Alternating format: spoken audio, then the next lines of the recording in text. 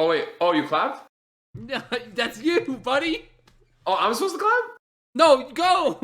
Oh, okay. I didn't hear you clap. Oh my god. Amateur. Ladies and gentlemen, boys and girls, and Marvel players, welcome back to the episode 4 of the Frame Trap Podcast, featuring myself, Doppio, Bounty X Hunted, and a special guest for this week. You'd like to introduce yourself? I'm Bash. I'm back. Hello. It's nice to be here. I'm excited. Yeah, this week we had Bash come on, another wonderful friend of ours. She's quite prolific in the Guilty Gear Xrd community, moderator of the server, and like just a great friend of ours for many years. Yeah, I'm right on. Yeah, a good friend of ours for many years. So we thought we'd have her on as another guest. And her perspective is quite interesting on a lot of topics. So this is definitely gonna be a fun, a really fun podcast. All right. For our main topics today, we got lots of fighting game topics today. Lots. My lots fucking of hero. Games. Your hero. Yeah, my fucking hero. Yeah, who's your hero? All right, so I'll have you guys know. All right, I'm a man of culture. All right, I love multiple. This My is girlfriend, Guilty Gear Xrd, myself, anything that comes out of my mouth, right? Like I just love it. I'm egotistical, right? It's just part of me, right? Right. There's very many things I don't like in whenever I have to watch Bounty play Yu-Gi-Oh. Whenever I have to play Yu-Gi-Oh, period. Whenever I have to see Magic players. All of these things kind of tilt me. And one of those things is KOF. I don't like KOF. I've never been a big fan of KOF. The only KOF game I like is 13, and I just like looking. I don't even like playing. Damn. All I've ever wanted from King of Fighters is a game where I could play Ash, Athena, and Rock Howard. And now that game exists. It does. It does finally like exist. But you don't like KOF. No, I didn't like KOF until that was put in place. Because I love Ash. I think Ash is like the coolest KOF character ever. I love Athena because I usually hate like waifu anime girl, like schoolgirl kind of things. But she's like, her design is like, it should be the antithesis of what like I like in fighting games, but it's like perfect. Like I don't know why. I just vibe with it. I guess because it's so like opposite to what I normally like. Anyway, and Rock Howard is just a fucking based god, right? Like blonde boy with fucking angel wings. I'll take 5, please. And his jacket is fucking tight. I want a jacket like that one day. That man's a hero. I want to play all those 3 characters. There's never been a game where I could, and now they're finally using that game. Did you watch the trailer? Yes. Yeah. Supposedly, I was watching the Maximilian reaction because that's what you do nowadays. You watch your favorite influencer, watch whatever fighting game announcement that just happened. But true. Yeah, supposedly he has a new move in this trailer where it's like kind of like Terry Bogard crack shoot, except his is an overhead, right? Yeah, so, it's like the one where he like flips with his it's like a crack shoot, but it just like bounces you off the floor. Yeah, and Maximilian supposedly said he had it in past versions of KOF, but it was useless. But this one looks confirmable because he obviously he goes into the elbow charge right after. Yeah. No, I'm not super sure, but he just looked really cool in the trailer, and like he had all of his like kind of older moves, and he had a lot of the same aesthetics, which is like what I was looking. I really like that his super is literally him just losing control. It's literally like Dark Phoenix, but not abusive. Yeah. But like shit out of my fucking game. Like he's not trying to hurt you, but he just hurts you anyway because he has so much power in this power geyser. So that's pretty sick. I was gonna ask Bash, what I don't know what your opinion of KOF is or what your feelings on it are, but I don't know if you have anything to say about the DLC or anything. I'm just saying, like I'm trying to grind Xrd like so hard between now and KOF 15's release, because as soon as KOF 15 comes out, like this is Auto 1, right? No. This is him? Yeah. He's gone! He's gone! He's garbage! No! Fucking sick. That game looks so good. That game looks so good. like He's gone. I was talking to a friend of mine about KOF as like a game because like I had never played the series before. I just heard KOF 15's coming out. You know, maybe I should try it out. And so I played 98, and like I don't think I've played a game since Gear, like and maybe not even ACPR, but like since Xrd specifically, where I feel like I just get to move and I can like express like my playstyle through movement as well as like the my move choices and like the sort of like way I want to control space. And like KOF has that, like even in all the versions I've played, which isn't very many, but still like you can tell just from like playing 98 as little as I have and then looking at other versions of the game that come out since then and like the versions of the characters I want to play in 15, that sure like we've updated, but we still have like that core that I like gets me excited about the game and what I liked about it. So I'm mad hype. I'm also a an Athena simp. I love Athena. So the opposite of Doppio. Yeah.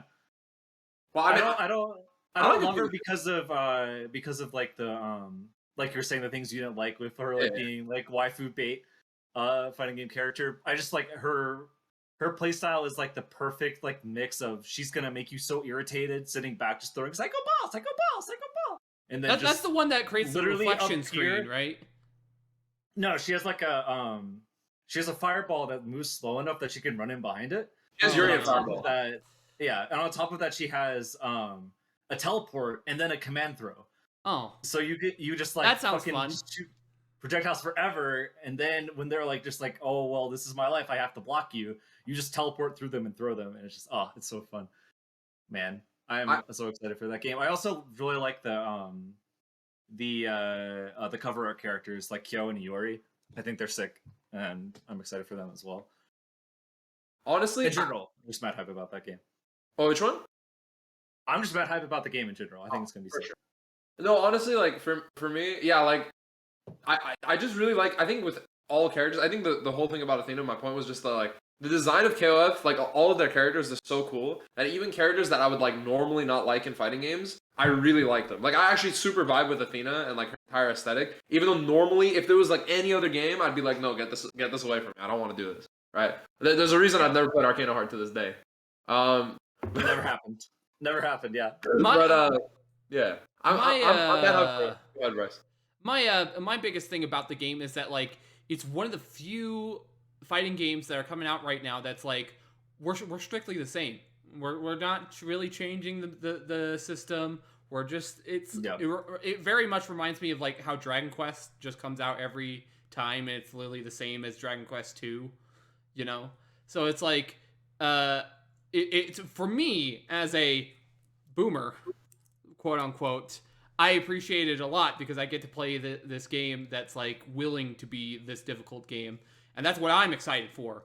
And so especially with that, and the new DLC characters look great. Even though I think it's a little bit weird to announce your DLC characters before your game's even out, but the new DLC looks great. Gato looks incredible. He looks really fun.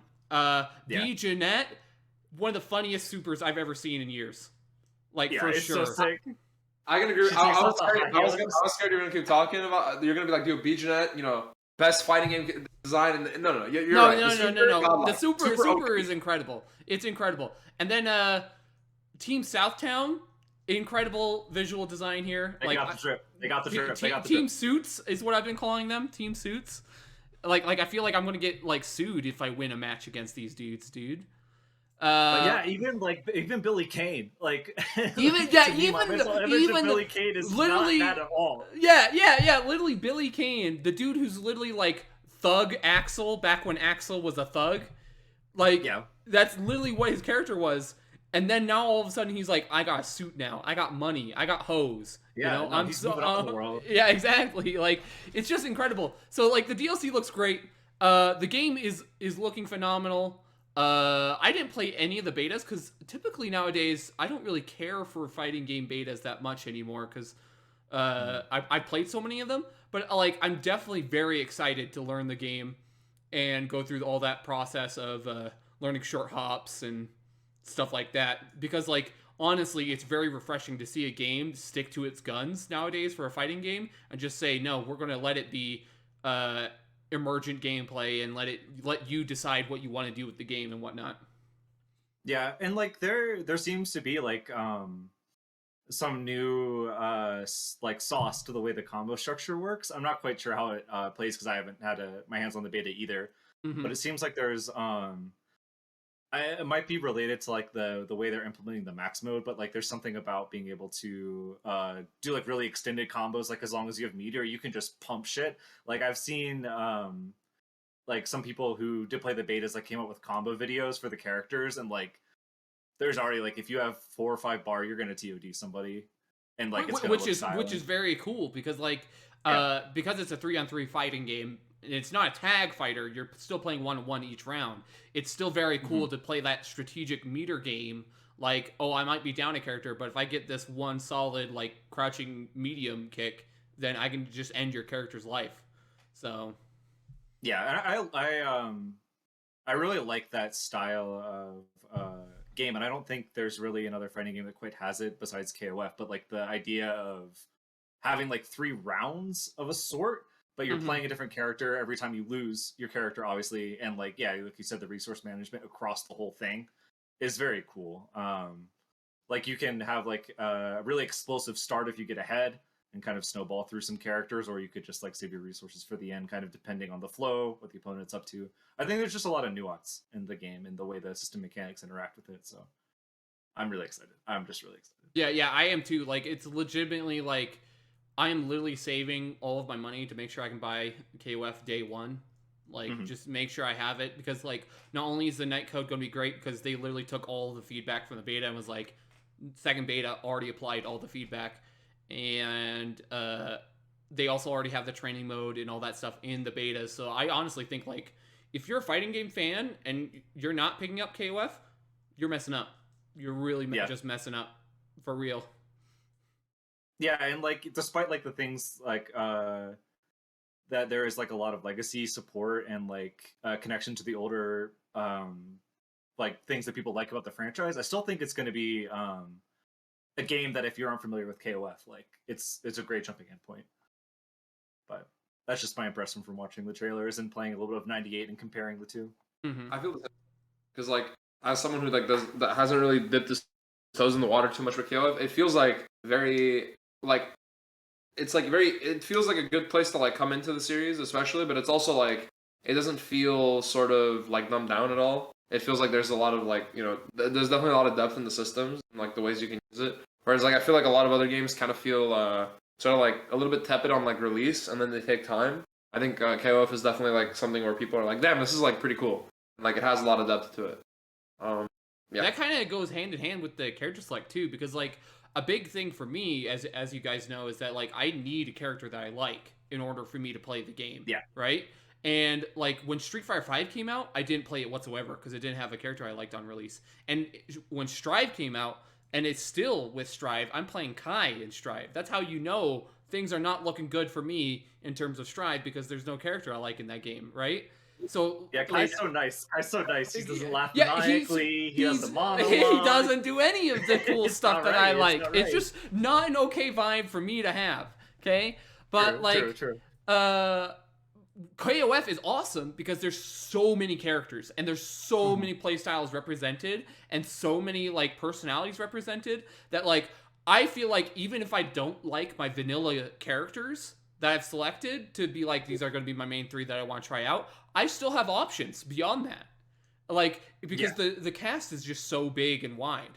So that's just a big strength to that game compared to most of the other fighting games that are out on the scene right now. Yeah, and unless something like is radically different from my like knowledge of the game as well as like earlier KOFs, like it's very system based, and I feel like if you can play one character, you can kind of like transfer that knowledge to pick up a new one fairly quickly. So like, yeah, I think there's going to be a lot of character experimentation and getting to try stuff out that way, for sure. But yeah, what is everybody's vanilla teams coming out for this game? Because this game's coming out in like what, 2 weeks? A week? Yeah, 2 weeks. A little bit more. It's the 17th, I believe. I already know Ash Athena on the jump, and I'm hoping to put the Rock Howard in the back, but I think because like obviously it's not gonna be on release. There's a guy who sleeps, so that's like kind of Oh, you're gonna play the sleepy boy. Maybe Yeah, I don't know. I don't know how he boy. plays, but if he fits in that team structure, I think it'll be fine. Same thing with King of Raptor. I want to fucking smoke people. I want to actually smoke people. I want to play KOF game. Dude, that's a big eye roll for me. What do you mean, dude? If I sit down on a setup and I see my opponent select the Raptor, I know exactly what you're about, dude. I already know. If I talk to you and I bring up Shakespeare or like Nietzsche philosophy, it's going over your head. I already know. What do you mean? Shakespeare knew that stuff that inspired pro wrestling, dude. Come on, man. Yeah, see, I know all about that. That's what I'm talking about, right there. Yeah. Okay. Yeah. But dude, I just want to play. I want to play like a genuine, like a wrestling, like an actual wrestling personality. Like I don't play grapplers, but like if he has it, dude. He wears a suit. He fucking throws you like a goddamn hacky sack against the wall. That man is perfect. I don't want anything else. Guys, this guy mains Beowulf in Skullgirls, by the way. He thinks he doesn't play grapplers. He plays Beowulf. Like you're saying, I don't play grapplers, and yet you're a gear player. Like plays Bedman. Yeah, like every character in gear is a grappler. Like you can't play gear and not like grapplers. It's just not real. Yeah, for real. It just makes on no a related sense. note. On a related note, I'm playing my favorite grappler, day one, Athena, best grappler in the game. Best grappler. Mm-hmm. Probably she'll probably be on there. I don't know where, but whatever the most important spot is, she's my girl. And then I just really like Iori and Kyo. I'll probably play them, maybe not both. If I had to choose, Iori's kind of cooler. I like that he's like unhinged. His super is just that's definitely your vibe. I like it a lot. Yeah, it's my vibe for sure. Mm-hmm. And then I also don't really know who's going to go in the third spot. I'm kind of up in the air for a lot of characters. I think it's Estla Diamond, the ice skater. Oh, that's she Kula. Has like a Kula Diamond. Oh, Kula Diamond. I was thinking of Isla, the graffiti girl. I was getting their names mixed up. The one that fights with her hands in her pockets like this all the time. Yeah, I like her style a lot, but I don't know about her mechanics. I have to play her a bit. But Kula has like a snowman Oki. Snowman Oki? And I am Frosty? excited for that. I really want to try. I call it as soon as I saw the trailer, I was like, man, is that invite snowman? Like I just invite snowman. Yeah, Frosty, dude. It's gonna be sick. Invite Frosty. Trying her out. Athena is definitely there, and then probably Iori or Isla. This is probably the three. But yeah. What are you thinking? I'm playing for sure. I'm Kukri is for sure on the team. Terry's on the team, and then Elizabeth for sure is on the team. Now, you guys don't know this, but I mean, you probably do. I don't pick waifus at all typically in fighting games unless they're really my type. And Elizabeth is hitting all the check marks, so I have to play Elizabeth. But and then the only reason why I'm playing Terry is because I just want people to say, "Hey, Bounty's got a nice Terry," and that's it. That's my only motivation for picking Terry. Is like, yo, he's got a nice Terry. I hear you, but when did they say that about whatever character? Like, why is it Terry? What, like, can you elaborate? It's just because like have a nice Terry. It's more like I really like Terry's personality as like the main character for the fighting game, right? Like compared to every other main character, they're like typically like stoic and like very silent and wants to improve and stuff like that. Nah, man, Terry's just like, he's just having a good time. He just wants to fight, bro. He just shows up and he's like, come on. And then he's like, does his Buster Wolf and shit like that. It's like, it's just the type of personality that I want to inherit sort of in KOF. You know, I kind of want to steal that energy for KOF where I just want to have a good time and fight some people. And then Kukri, that's obvious, guys. Have you seen my Twitter account? Yeah, that's obvious. True, come on. True. Nothing else needs to be said about Kukri. Textbook. But if those three don't work out, I can see myself playing Billy. I could see myself playing Geese for sure. I don't see myself playing Rock Howard because Kai players play Rock Howard. Yeah, what? Sure. Oh, no, I don't play Kai. Do not associate me with those Kai players, all right? I am a man of culture and class, all right? I play Bedman and Leo. That's kind of like playing Kai. It's like a step up from Kai, you know. Yeah. But yeah, I don't see myself playing Rock. Oh, Hydern was on the list before Elizabeth got announced. So if I don't like the three Hydern's characters, yeah, Hydern is very cool. I like him because one, he has the Metal Gear aesthetic, right? Two, Yeah. he slashes you with his arms, kind of like Yang from Third Strike. Yeah. And I thought that was sick too. And then if neither of those characters work out, I was going to try to play Benny Maru or Joe Higashi. Okay. Yeah. Benny does look sick. Benny Moore's sick in like a lot of games. It's unfair how cool Benny Maru is. He literally comes up and he just like combs his hair and shit, and he's just like, "Oh yeah, let's fight." And then he like does like you know the animation I'm talking about where he goes like this, and then his hands are like electrified, and then he gets ready to fight. Yeah. That shit's sick as fuck. Okay, I love that. Benny shit. Maru is pretty styling. He's pretty styling. I feel like I might have mentioned this before, but I feel like I have to bring up as we're talking about like, oh, like I don't want to be associated with the Kai player, and like these are who I play. I feel like I've recently acknowledged the fact that the type of player I am is that I play that character that about 2 months after the game comes out, everyone who doesn't play the game hates that character on Twitter. That's the Bash character. So everyone in the community is like, yo, fuck this character. And you're just like, she needs it, or whatever, whatever the fuck. Like, you think that's unfair? Well, I think it's unfair too. But hold that shit. Yeah, absolutely. Twitter has like just slap the matchup. I mean, like, I don't know what you're talking about. Like Twitter has two good uses: memes and like making people who don't play the fighting game and mad at you for playing the fighting game. That shit is angry. If you use it for those two reasons, you'll never have a complaint about Twitter in your life. I've literally never had a problem with Twitter because all I do is tell people and save memes, and that's all I have to do. It's great. Yeah. I'm on the right track. Absolutely. But yeah. Speaking of like fighting game release stuff, we had Biken come out for Strive actually. Biken, really big. Kind of crazy. Now I obviously this is a little bit out of my comfort zone. You know, my Twitter likes pretty tame. Bounty, if you like to take it away for the. Okay, so Biken came out. She has like honestly the most gorgeous stage in the game, like hands down. You look at that stage and you're just like, this is incredible, and it's like. You think about like there's one stage that's like a flat bridge with like gears in the back and it's all black and mushy and it's like disgusting to look at, and then you look at Biken stage and you're like, what's going on here? There's clearly some bias going on here. But it's incredible. The first stage is like it reminded me of a Blaze Blue stage where like they make sure to take care in the 3D effects being like very clearly moving and stuff like that, because that's a lot of stuff that BlazBlue does, where like they have this weird interpolation with their backgrounds.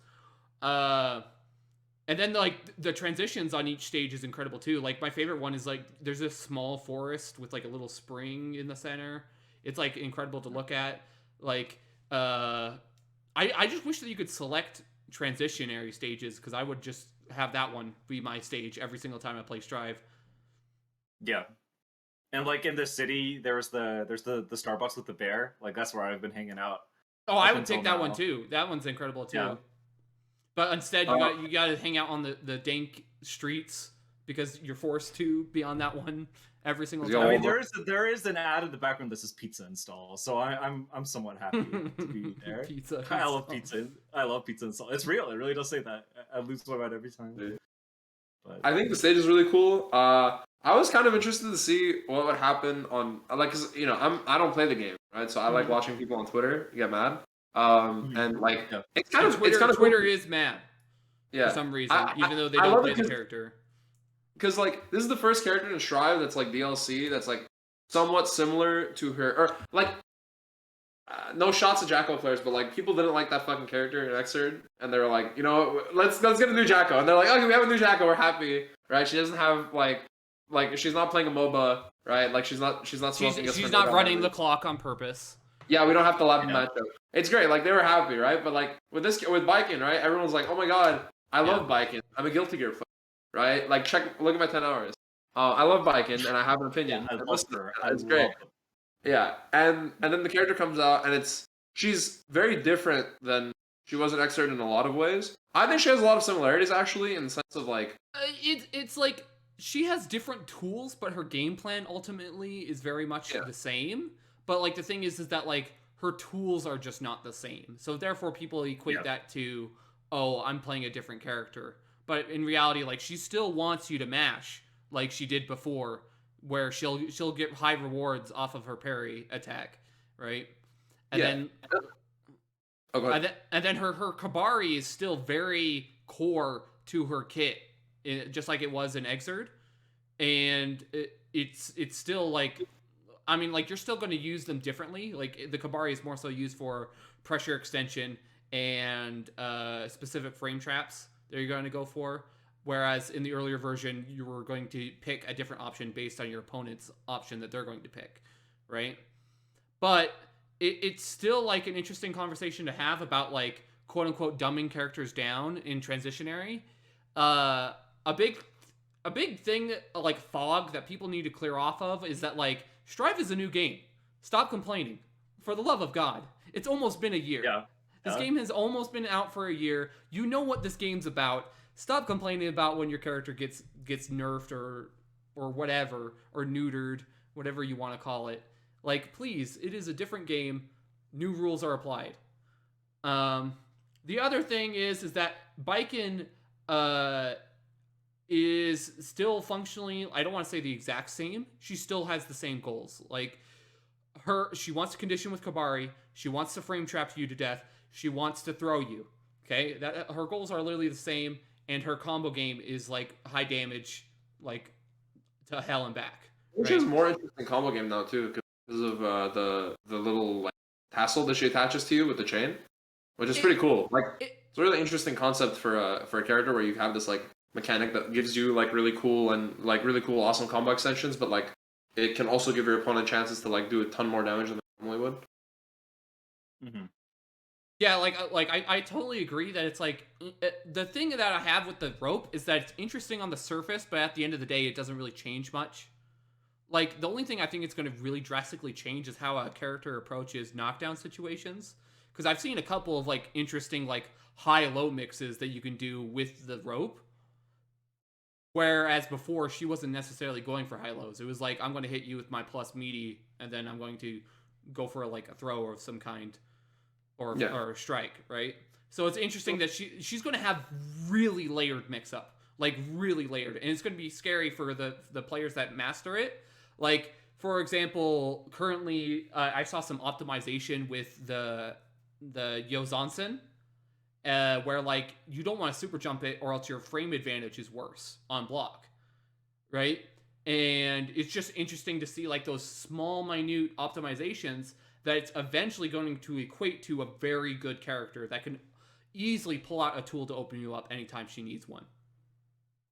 Yeah, Baiken Strive, in my opinion, is like kind of like a lot of people I was talking to about the game were kind of afraid, like if we gave Baiken the sort of tool she's used to having, like suzerain and like the traditional zombie stance, like that would give her such like a defensive edge over the competition in Strive, because like overall the game is pretty weak when it comes to like defensive system mechanics. We don't have blitz. IB is really hard to actually implement on top of not doing as much as it used to. And then on top of that, like you just have such an emphasis on strike throw and the offensive approaches that characters offer. So having something like a zombie or suzerain, I think would have like dramatically given Baiken an edge on defense that no other character would have had, which shouldn't necessarily be bad. But I feel like the parry kind of captures that without necessarily needing to give it all these extra layers. It also certainly captures the offense. Yeah, her offense is bonkers. Her offense is so good. It's like absurd how cool her offense is and how nuanced it is. And like, I'm still like aghast at the people who make Strive that they would change all these things and be worried about like these barriers, right? And then they would just give her TK Johnson still. and they make it on easy. an easier input. On an easier input. Yeah. It's so And funny. I'm just like we don't want mix-ups to be too hard. We don't want Oki to just be overwhelming. You know, we're getting rid of the corner. We don't need that. All right, but 2K Yozansen, that's it. That shit is so good. Make it easier. Make it more core. You know, we're giving so many extensions. You're going to the wall. That wall is breaking. Oh man, it's this kind of leans into like the sort of conversation about the next season of Guilty Gear, because I'm not sure if Baiken was the last character for this season, or there's one more, and we all know that's going to get announced at Arc Revo in March, I believe. Yeah. But it's like, it's still like an interesting conversation to talk about, where it's like, what are their goals for season 2? Because we've seen DBFZ have like astronomical changes between seasons, and it completely like refined the game, right? So it's like, do we think that like, because Baiken has like layered mix up, like she can go for Yozansen and RRC, and if you block it, she can just keep doing pressure if she wants, you know, and stuff like that. Yeah. Is that a sign of things to come for more characters later? Are they more willing to like be like, yeah, we want you to do sick pressure? Maybe one day. Yeah, I think so. That definitely feels like the direction that things are going. Like, yeah, like she has like offensive situations that like very few characters are able to quite implement. I feel like continuing in that way, I think, is exciting. It does. I personally am a big fan for the tether. I like the tether a lot. It does say something for the base cast though, because like me being a Kai player, this might sound like I'm whining, but legitimately it's unfortunate that like you have these other characters that have like really structured and like layered set play that they can go for, and then there are characters such as Kai who are like forced to play a very honest game against these characters who have like better, quote unquote, better neutral, such as like Happy Chaos or Jacko. Jacko, for instance, especially her, is like a big outlier. Oh, and Leo. Like, Leo practically plays the same game as Kai, but yet does a better job of opening up his opponent because he has a layered offense that he can run. So I'm hoping that when this Season 2 update comes out of some form, that they'll look at the base cast and say, let's start handing some of these characters a little bit more layered options, so then they're not fallen behind. Or else I think characters like Kai will get swept under the rug pretty quickly, even though he's a pretty solid character, like upper mid tier for sure. But it's still like unfortunate that like some characters are still very struggling to create compelling offense. I think it's less of a balance thing and more of just like a people want to play these characters, and it's like we'd rather have that on everybody, like have like interesting gameplay on every character than have it on like a select DLC, right? But I don't know. I think it's interesting the direction they've been going with it, and like they've been doing a really good job with Strive so far in like a lot of ways. As much as like Legacy Gear players, it isn't what the game that we wanted. It's more just like, oh, it's a good game, and I think on its own merit, it's quite solid. Though Xrd rollback one.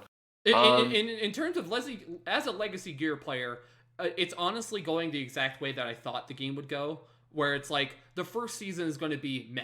It's just because that's what my initial thoughts of the game was like, it's okay, this is a good starting point, you know, whatever. So I'm fully expecting that Season 2 is going to be like a big return to form for the game, where it starts becoming like actually like solid in terms of gameplay. Not to say that Strive isn't solid, it's just that like a lot of former members of like the Guilty Gear scene don't really enjoy this version because it's very limiting. So I'm hoping that they start taking off the handlebars, so to speak, on the game. I also think. Sorry, go ahead, Doppio. Nope.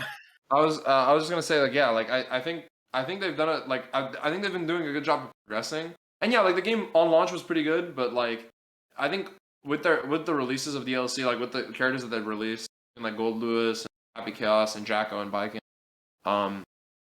like they've done a good job of like trying to make characters that are kind of like in their own space in this game, and even the legacy characters feel as though they have like their own sort of things that they do, even if their game plans are very similar to like what they would be doing in other games.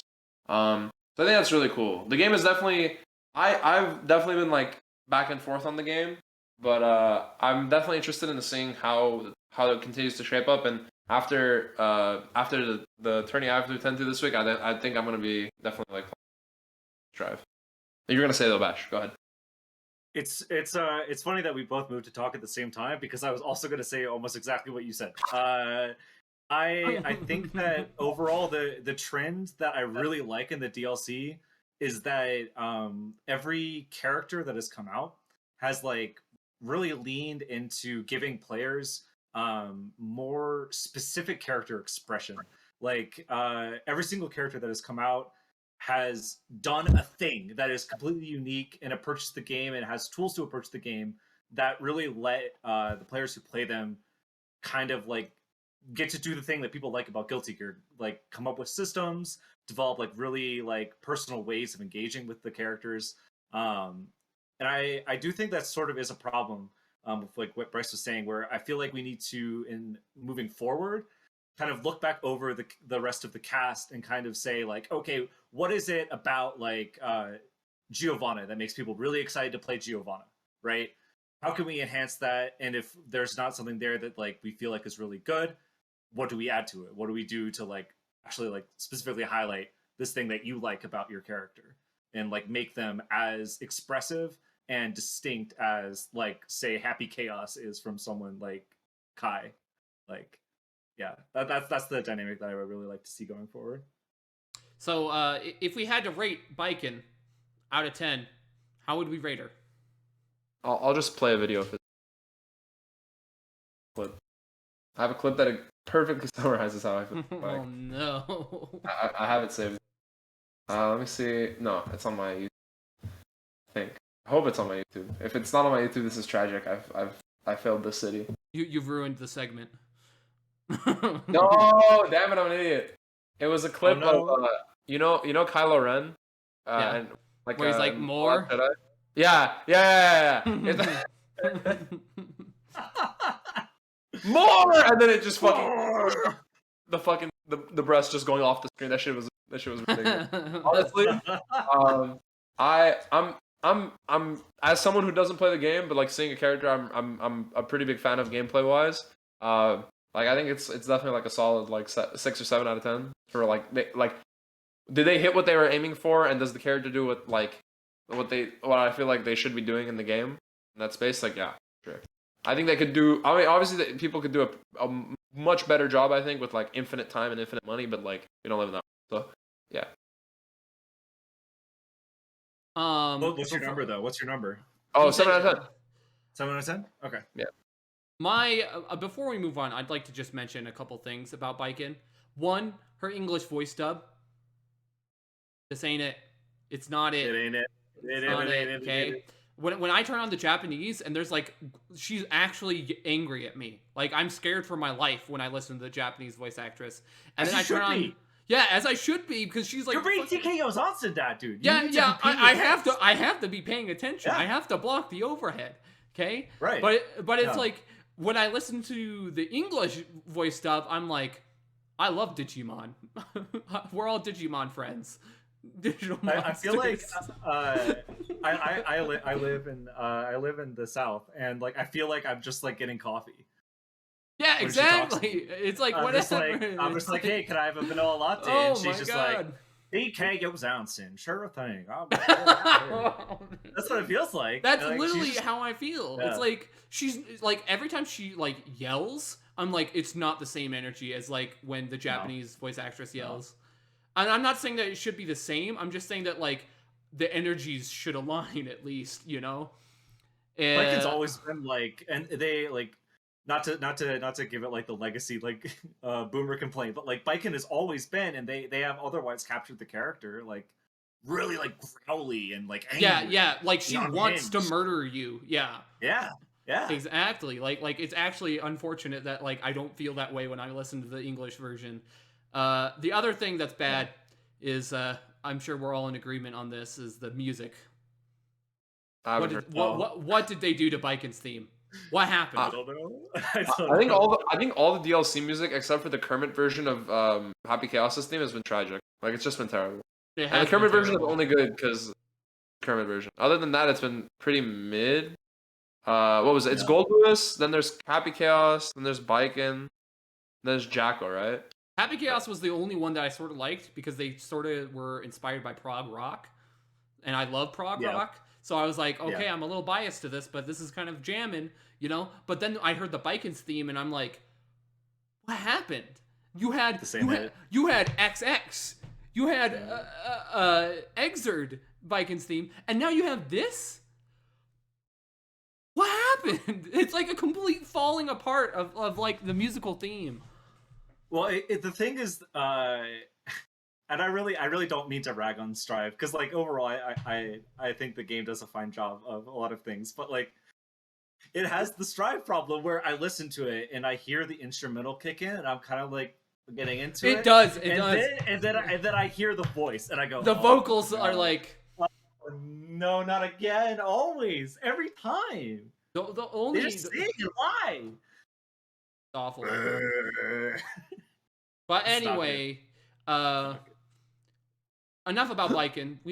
We've talked too much about. I was actually gonna bring up something. Oh, yeah. Not about Viking, but because we're talking a lot about how we feel about the character, and 9 out of 10, by the way.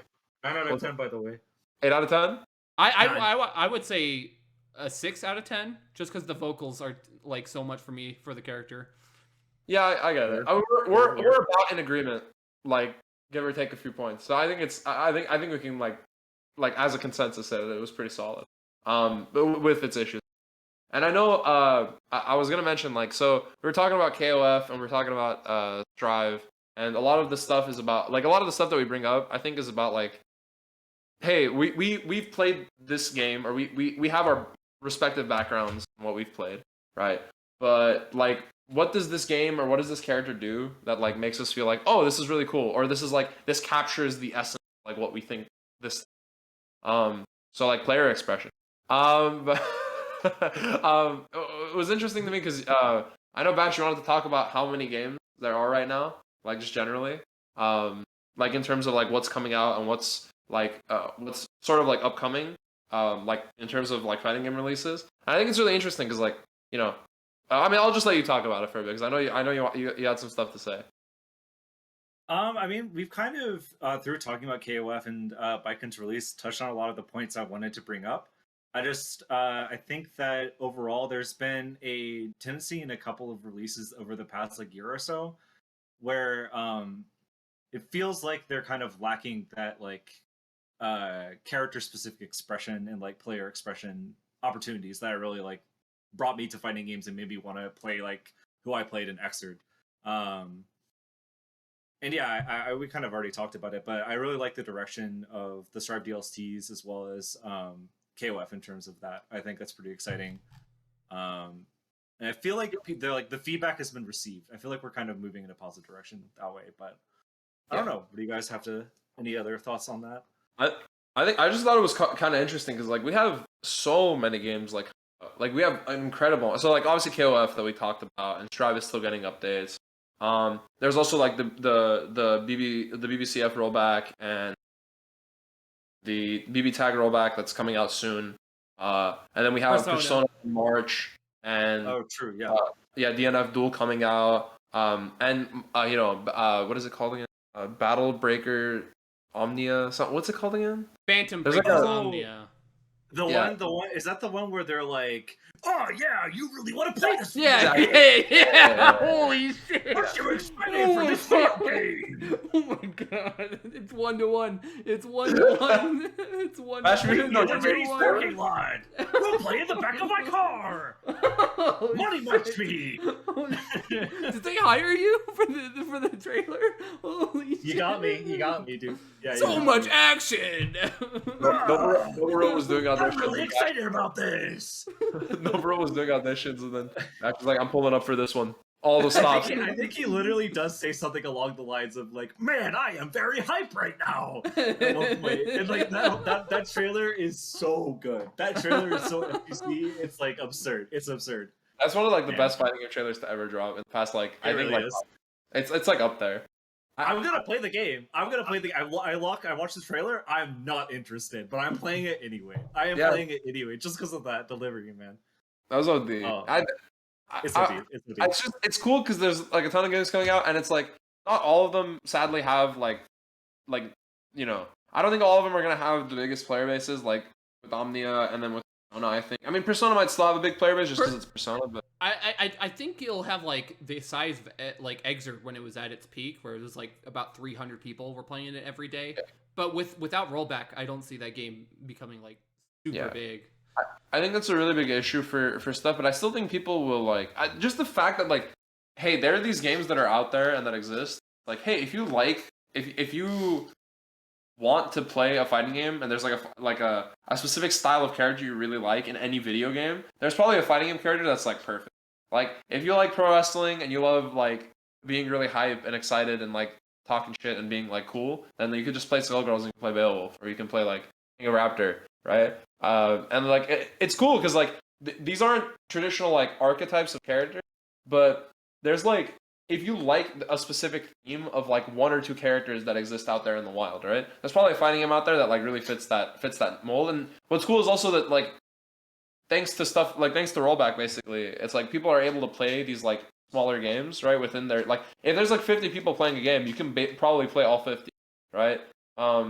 Which is incredibly useful for people. Like I know I think the best example I can think of is like Melty Blood, where like it was kind of a similar thing where people who had played Legacy Melty were like, oh, Type Lumen is kind of weird. I don't know if I really vibe with this, right?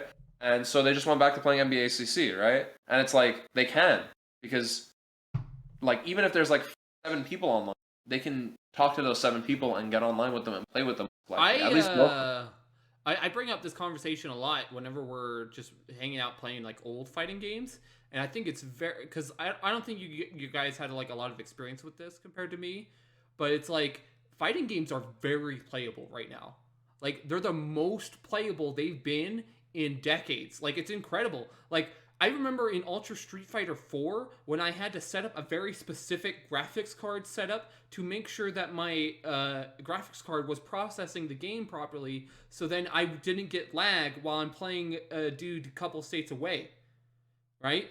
And then compare that to today, where I can ask my friend from Finland and say, "Hey, you want to play some Strive?" And he'd be like, "Yeah, let's play some Strive." And then like we just play Strive. Or, "Hey, you want to play some BBCF?" And he says, "Yeah, let's play some BBCF." And that's it. That's the end of the conversation. There's no technical setup. There's no issues with doing anything. You just set it up, you turn on the game, and you play the game, and that's it. Like it's so much simpler than what it was from a couple of years ago, where you had to get people's, "Hey, what state are you from?" and stuff like that. very wired.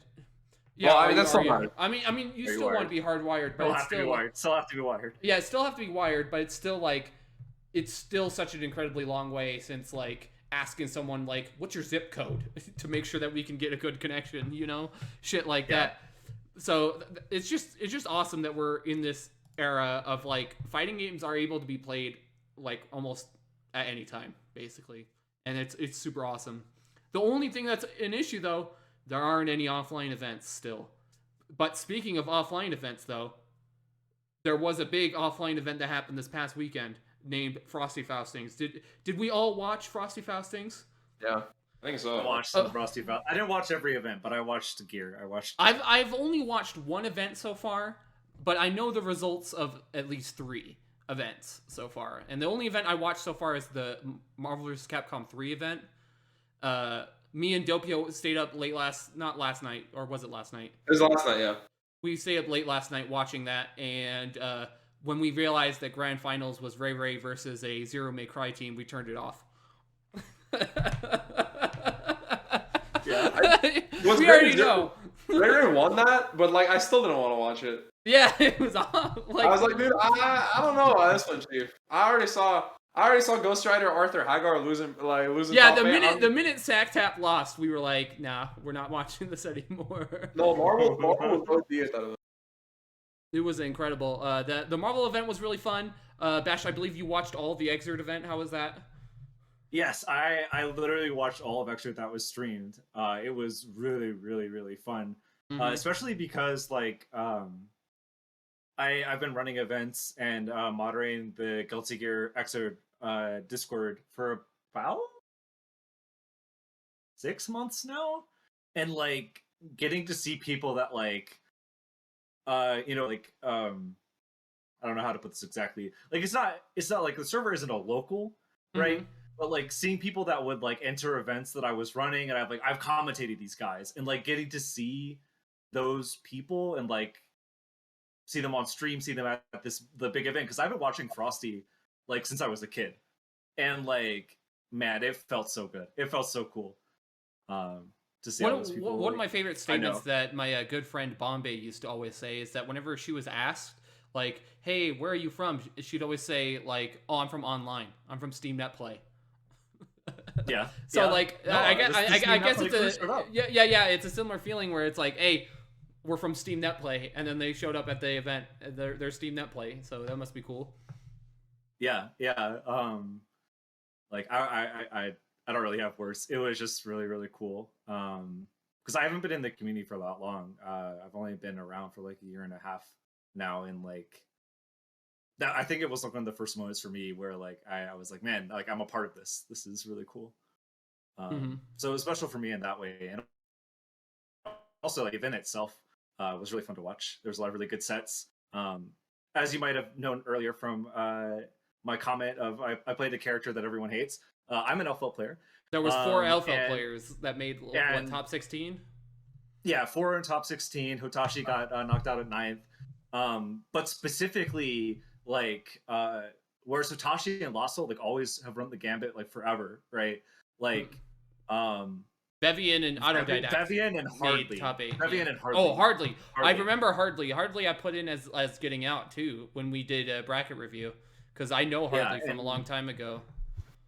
Yeah, Hardly like wrote all of the resources on the Alpha Discord, and like has been like really responsive and like good for giving me feedback as I've been learning. So it's like really cool to see Hardly and Bevian, who's also like a CNET play legend, up there making it happen for my character. So I definitely have a lot of footage to review on top of just having a great event in general. So I'm very satisfied.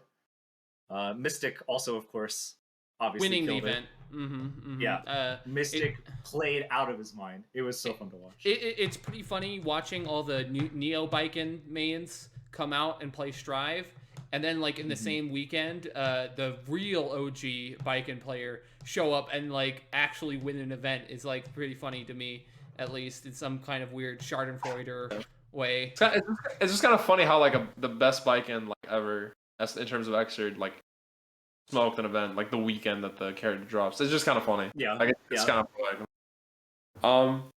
I think it was really cool. I really enjoyed watching it just because like a lot of these, like especially when doing the bracket rundown last week, it was kind of interesting because it's like, oh, like I know all these names, right? And it's like these are all people that I actually like genuinely know. Like I you know, I can put a face to a name or like a character to a name, and like I'm seeing them like play and compete, right? And it's really cool. Yeah.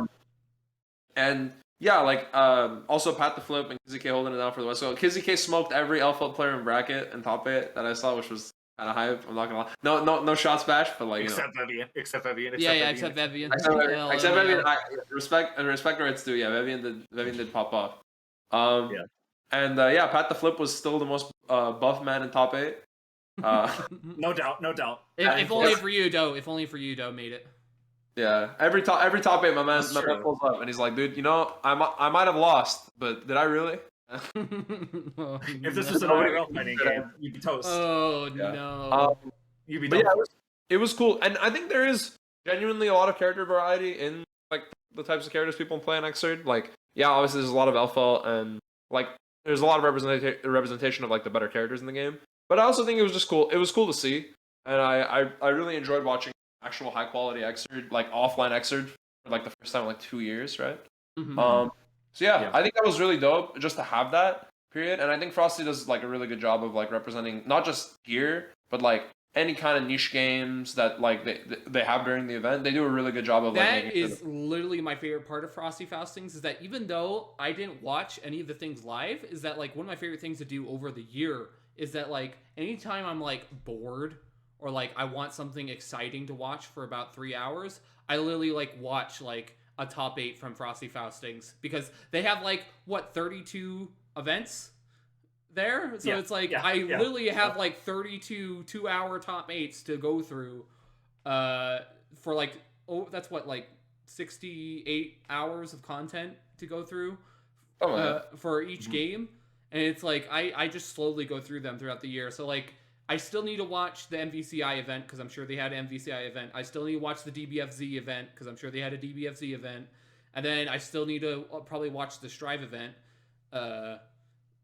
But yeah, like it's going to be interesting. But speaking of Strive, did we watch the Strive stuff? I watched a little. Yeah, I think it's so obvious how like I think it was so weird that when Strive came out, people thought Nagoriyuki was going to be a bad character, and I knew right from the start. I was No like, this fucking character played well will destroy every other character. Like I knew exactly because it's like it's literally like high risk, high reward. I mean, no, low risk, high reward. The character. It's like you whiff punish someone, that's 60% of their HP gone on this dude. Whereas like everybody else, it's like you got to kind of work for these types of interactions to get that damage. Yeah, he also like in a system that's like very especially at launch before the DLC characters dropped.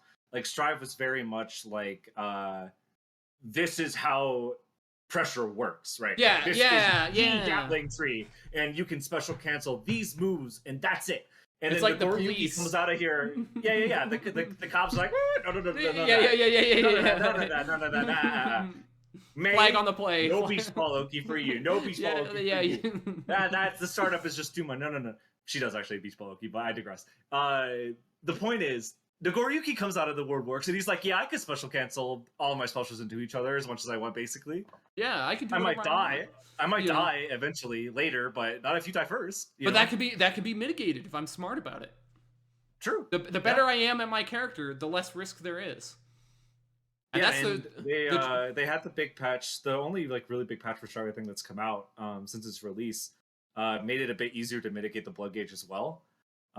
Which was in October, I believe, right? That was the October patch where they like sort of expanded air gatlings. Yeah. Mm-hmm. Yeah, they increased the depletion rate of the blood gauge after 6H in particular, I believe. Or I think it's 6H and the string ender. In particular. The slash ender. Yeah. All I remember is that they buffed the fuck out of Naga on that patch for no reason. Which was like, I mean, I think at that time he definitely was good. I just don't think people knew how good he was, and then now he's like ridiculous. Now he's like objectively. No. Let's not say that Hotashi is carried. Okay, this guy is legitimately good at footsies. He's legitimately good at the neutral interactions. So let's not say he's carried, but to say that also anybody could pick Naga. Anybody could pick. Anybody can pick Naga on the character select screen. Let's see you do better, buddy.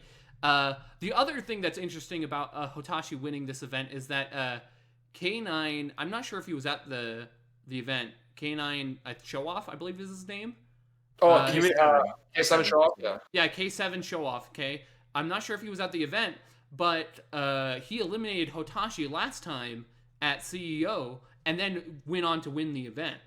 So it's pretty interesting that nobody eliminates Hotashi, and then he wins the event. So maybe this is the curse that it is to be a Strive competitor. I don't know if K7 was at that event. That's K7 was there. K7 made top 8. I actually need to check the bracket to see if they met. But yeah, K7 I believe went out at 5th or 7th. The other interesting thing about this event is that it's also, I believe, Lost Soul's first big offline event for Strive, and he made 3rd place, which I think is very interesting because he didn't make top 8 for Exerd, but he made 3rd place for Strive.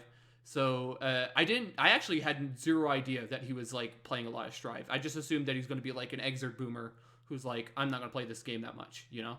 But I thought he did make a top 8 for. He got 7th. Yeah, it's Hotashi was the dreaded top 24 alpha that didn't make it. But obviously, yeah, Hotashi also has been putting a lot of time into Strive, of course, yeah. But it's like it's interesting to see Lost Soul like excel. Like 3rd place is very hard to get at any event, you know, even locals, you know. So it's like it's pretty interesting to see him like show out, and it's his first like offline major event for it too, and actually play really well. The other thing that's interesting is that there weren't a lot of Leos in top 8 this one. Like this top 8 was like pretty. The character there was differential. Razo, he's like, I think solidly like the second best Leo in the world, like K7.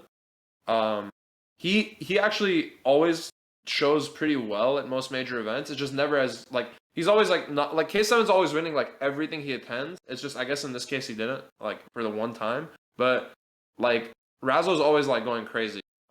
Like he's right there with him because he's able to take sets like very consistently off top player like other top players.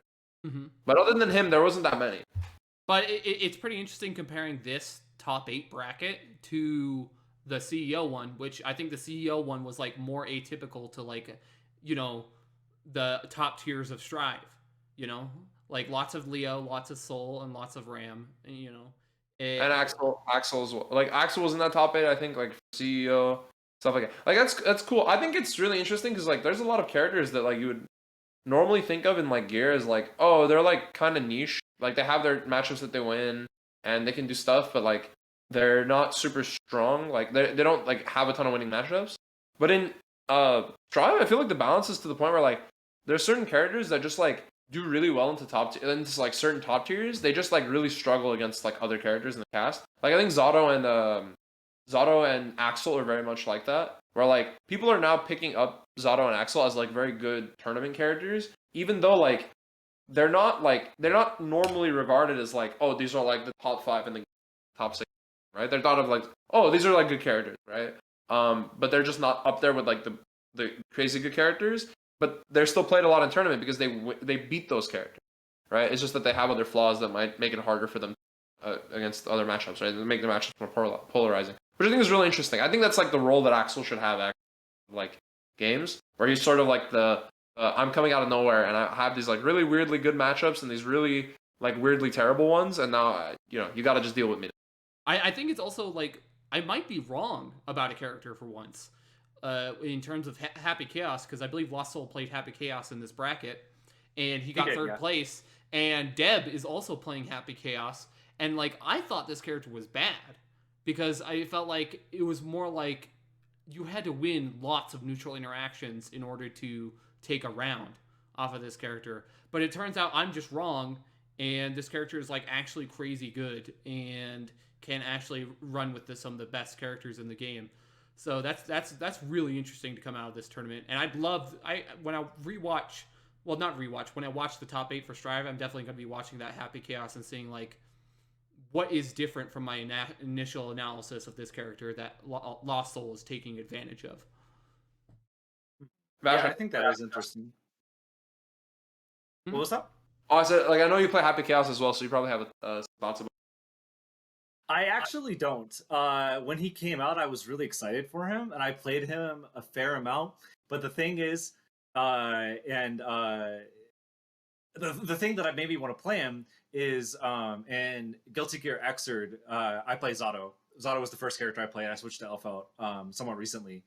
Zato has this system where like he can do a poke, and then that's plus, and then Eddie comes in and nabs you, and then Eddie and Zato, then Eddie, then Zato, then Eddie.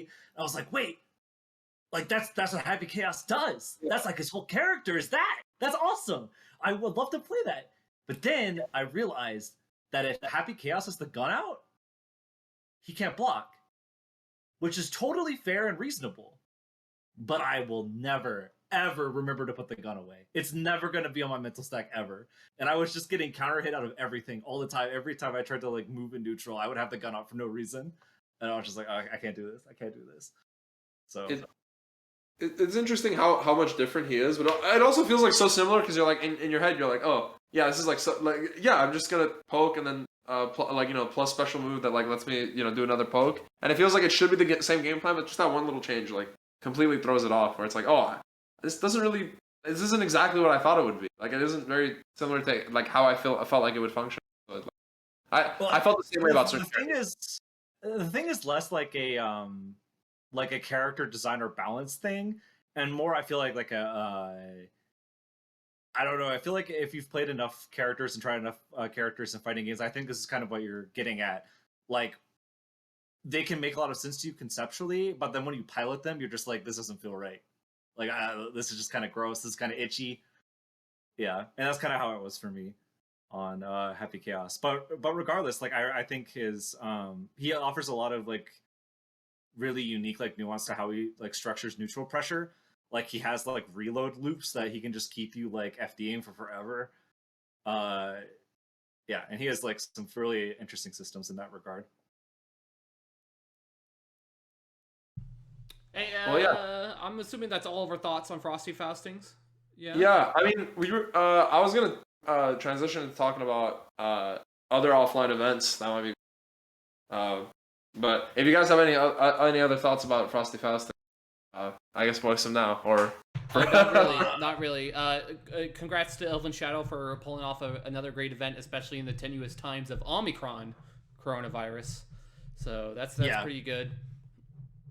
Yeah, the only remaining thought I had is I noticed that like a lot of people unfortunately weren't able to make it out that originally had planned to. So that was kind of not exactly disappointing because obviously there's a lot of like valid reasons to not be wanting to travel.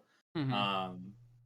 But it, really, what it more is not less like a problem with Frosty and more like I'm excited to see offline events like continue to happen because like there's a lot of people that I feel like weren't showcased at Frosty. There was That, like, really come out for the next event. There was a really interesting drama that happened while Frosty Faustings was going on, because Frosty Faustings is typically anime games first event.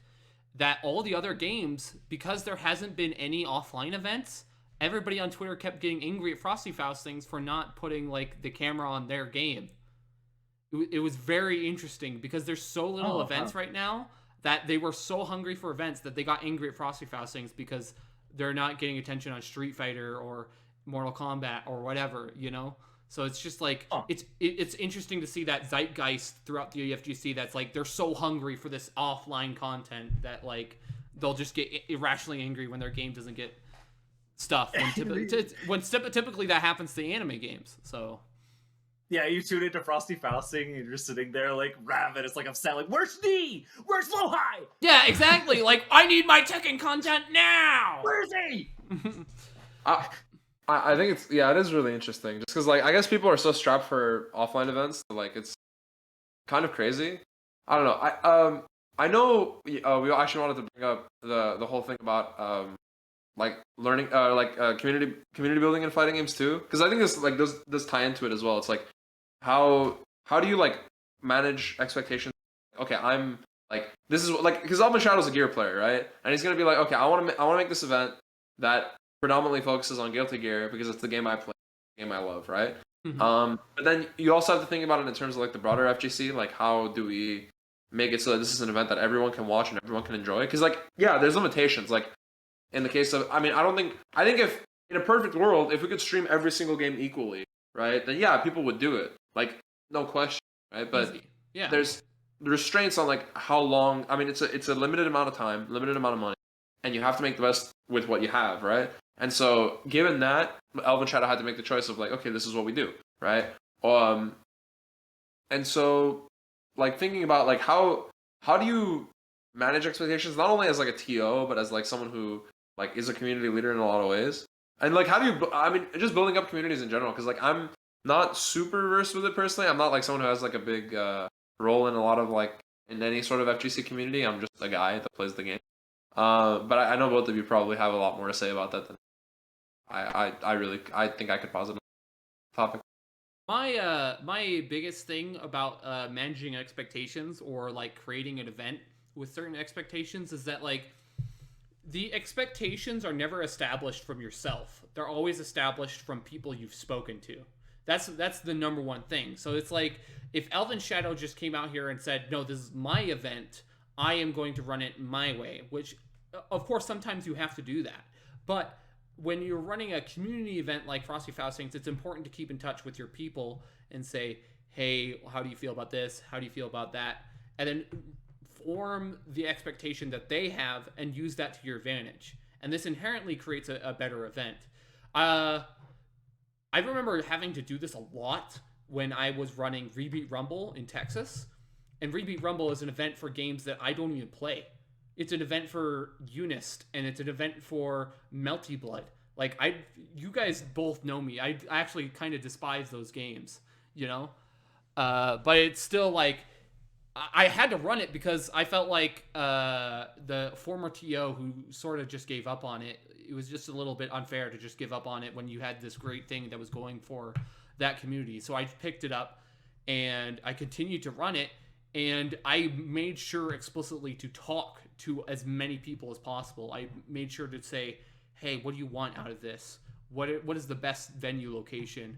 You know, how do you feel about the commentary? How do you feel about this and that and stuff like that?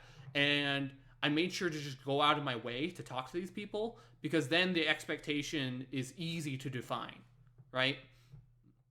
Yeah. But that's just like building off of like something that's already built. But to community building from the ground up is a different story because then you have to create your own expectations and then evolve it from there. Okay. So what I mean by that is that when Exerd Rev 2 was coming out in Texas, I felt like the Texas scene was growing as it naturally does when a new game comes out. And I felt like I need to make a scene. So what I did is that I just asked people like, would you guys be interested on Sundays coming over to like my house and playing games, right? And eventually people did come out. It was about 10 people to start, which is pretty good for a local, like 10 people. But eventually what would happen is that like all of the players, although we all started as Guilty Gear players, we sort of branched out and started becoming different players because we started finding our tastes in video games. I, of course, never stopped playing Guilty Gear because that was my taste. But a bunch of them did play other fighting games. So it's like I made sure to provide what they needed. Like, for example, setups for each game. Like, even though I don't play the game, I still bought the game. You know, stuff like that. The other thing is that I always think it's important when you're building a community is to always structure your community as like, this is our pillar, which is fighting games. Fighting games are the pillar, right? But the rest of the house needs other pillars. Like, for example, in our fighting game Discord, I called it the Fort Worth Boys. And I had a rule that if you just showed up to one local, you get invited to the server. Like, there's no gatekeeping. You just show up to one local, you get invited to the server, and then you can hang out with all of us. But the other pillars are Kusoge fighters. I know it's kind of funny, but we used to have a thing at our locals called Kusoge of the Week, right? So we would have a random setup in the home where each week would be a different Kusoge every week, and it was just like, that's another pillar. How because it makes it so that like you change your local from a hardcore experience, which is the initial pillar of fighting games. That's a hardcore pillar. To social, Kusoge of the week, you know? And then this would change from day to day where like we would have a meme of the week where we would just have like this. We had this channel in the Fort Worth Boys Discord called like the Lore Book.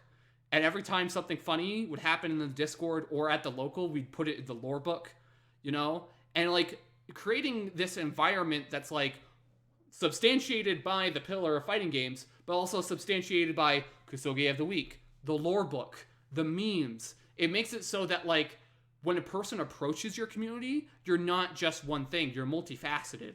And it makes it more quote unquote entertaining for everybody while also being like more so like personalized, you know? It makes it feel like everybody has an impact in this community compared to other things. But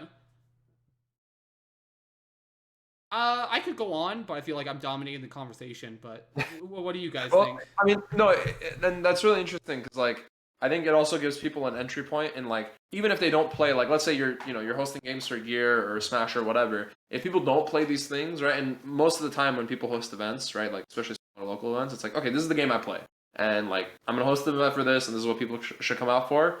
But if obviously if you have the availability and you have time and you can, it's always beneficial to host stuff for multiple games and like keep the space open because that'll attract other people. Like I know for instance, in my case, when I do Yu-Gi-Oh stuff, I've been pushing my store when we move to a bigger location, like, hey, let's get video game stuff online. Because I know that there are people here that, like, let's say they play Yu-Gi-Oh, they play Magic, they play Pokemon. They will come here for, let's say, if we do a Marvel tournament, if we do a Street Fighter tournament, if we do Gear, right? Like, they'll come. and then that'll attract more people to come to the store, and that'll get more people into Yu-Gi-Oh or into Magic or into Pokemon or into comics, right? Like that sort of like crossbreeding of all these different communities coming together into one space to like enjoy different parts of it or try to learn to enjoy all of it right together because it's like, you know, their communal space is like, I think, really important. I think actually Bash, you could probably comment on that a lot more as like someone who like runs a pretty big Discord of like people who are like all very disparate and come from all these. Yeah, it's kind of a like weird parallel to what you and Bryce have been talking about, because like I've never been in charge or like even like involved largely in an offline community. I've only like had leadership positions in online communities, and I know from like my offline experience, I felt like uh, there was like sort of a I don't know exactly how to put it, but it felt I had a very different experience from like what the Fort Worth community seemed to have, where it felt like when I went to the event, if I didn't already know what was going on, like I was out of luck. I felt like super isolated from the group. I didn't really want to ask for games because like it felt like it was wrong to ask for games if I didn't know how to ask for games, you know. Fun fact: I So like actually what? made the Fort Worth local because I saw those issues in the FGC, and I was like, I can fix Yeah, this. I can fix these issues. yeah. So I'm like I really like the way that you structured the community, and like I think that's a really good template for offline. And it's sort of something I tried to emulate with the um work I've done, like helping to moderate the Rev2 Discord, is like making sure that as much as we can, we're listening to the people that actually like come here and like uh, are here to experience the community as well as the game, but also like find the balance between uh, like maintaining that entertaining aesthetic for those and the community that those people have enjoyed, while also making sure that we are not creating a social circle that is isolating, and continuing to be like open to listening to new people and like doing like stuff in the way that we structure the way we talk to people to make sure that they know that like, hey, like please talk to us, we're running this for you, right? And we want to as W said, like have people from all sorts of different social perspectives. I don't know if I quite phrased that well, but that's sort of like been one of the main things I've been trying to do and work on, and it's been interesting to do. One of the funniest things I think about community building is that like there's always one guy that I always try to go to whenever I'm trying to build a new community, and I call these guys the Yeah, memers. They're always the dudes that yeah, are willing to like be in chat for like at least 12 hours a day and post stupid stuff. I always yep. rely on these guys because I'm always like, if I can get a couple of you guys in my community, the servers will run themselves.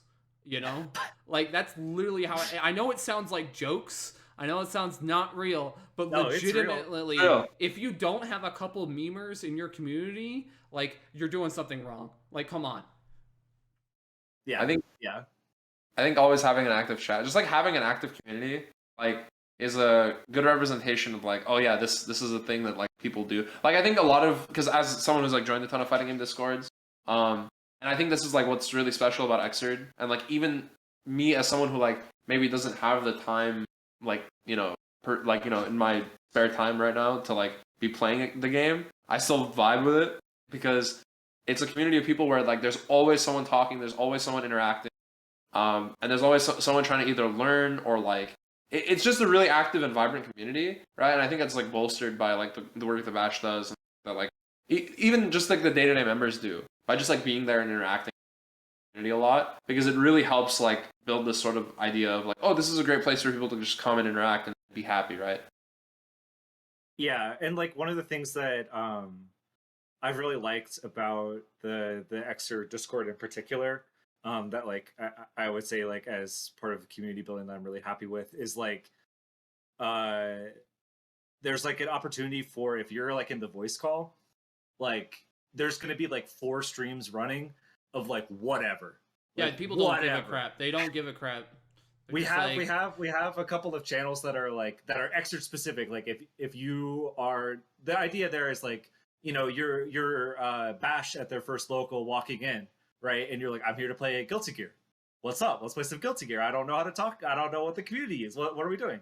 Like we have that to make sure like people know like, oh, if you're in there, let's engage with Guilty Gear. Let's get you in here. But then we also have other games, which is sort of like more of the Kusoge of the week, where we just have like a bunch of the community members just like streaming like Metal Gear Revengeance. They're streaming Baba Is You. Dota. Dota. Yeah, I play Dota in there all the time. Like Tales. Yeah, Doppio's been doing a Tales of Vesperia playthrough for us in there. Yeah. I feel like fostering that sort of thing has been like really valuable. Well, it's also like forming a healthy community is kind of like forming a healthy relationship. Like if we just sat there and was just like our relationship is only based on fighting games, then it's not a healthy community. Because if I can't be friends with you while you're playing Tales of Symphonia, are we really friends? Like exactly, true. And that's exactly what I mean by like these Kusoges of the week and the other stuff. It makes it so that you can establish a relationship with your peers that isn't superficial. It isn't just like let's talk about fighting games, Yeah, and I think, but there's also like this really good aspect of that where, I don't know. I feel like just over time, and it's like one of the main reasons I decided I wanted to help out and like be active in the community as much as I have been is like the people who are the memers and like the faces of the community like are so welcoming. Like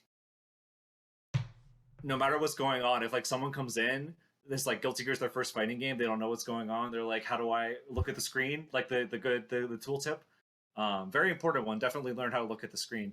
Like, yeah, I just feel like that everyone will drop like what they're doing. We'll sort through the problem, like, and then we'll get you into the Kusoge as well. Like, I don't know. I really like that. I honestly feel like I give like way too much free coaching in the Guilty Gear Xrd server. Like I feel like I have literally like spoken golden, like literally gold bars out of my mouth of like pure fighting game knowledge to some people in the voice chats of the Guilty Gear Xrd server.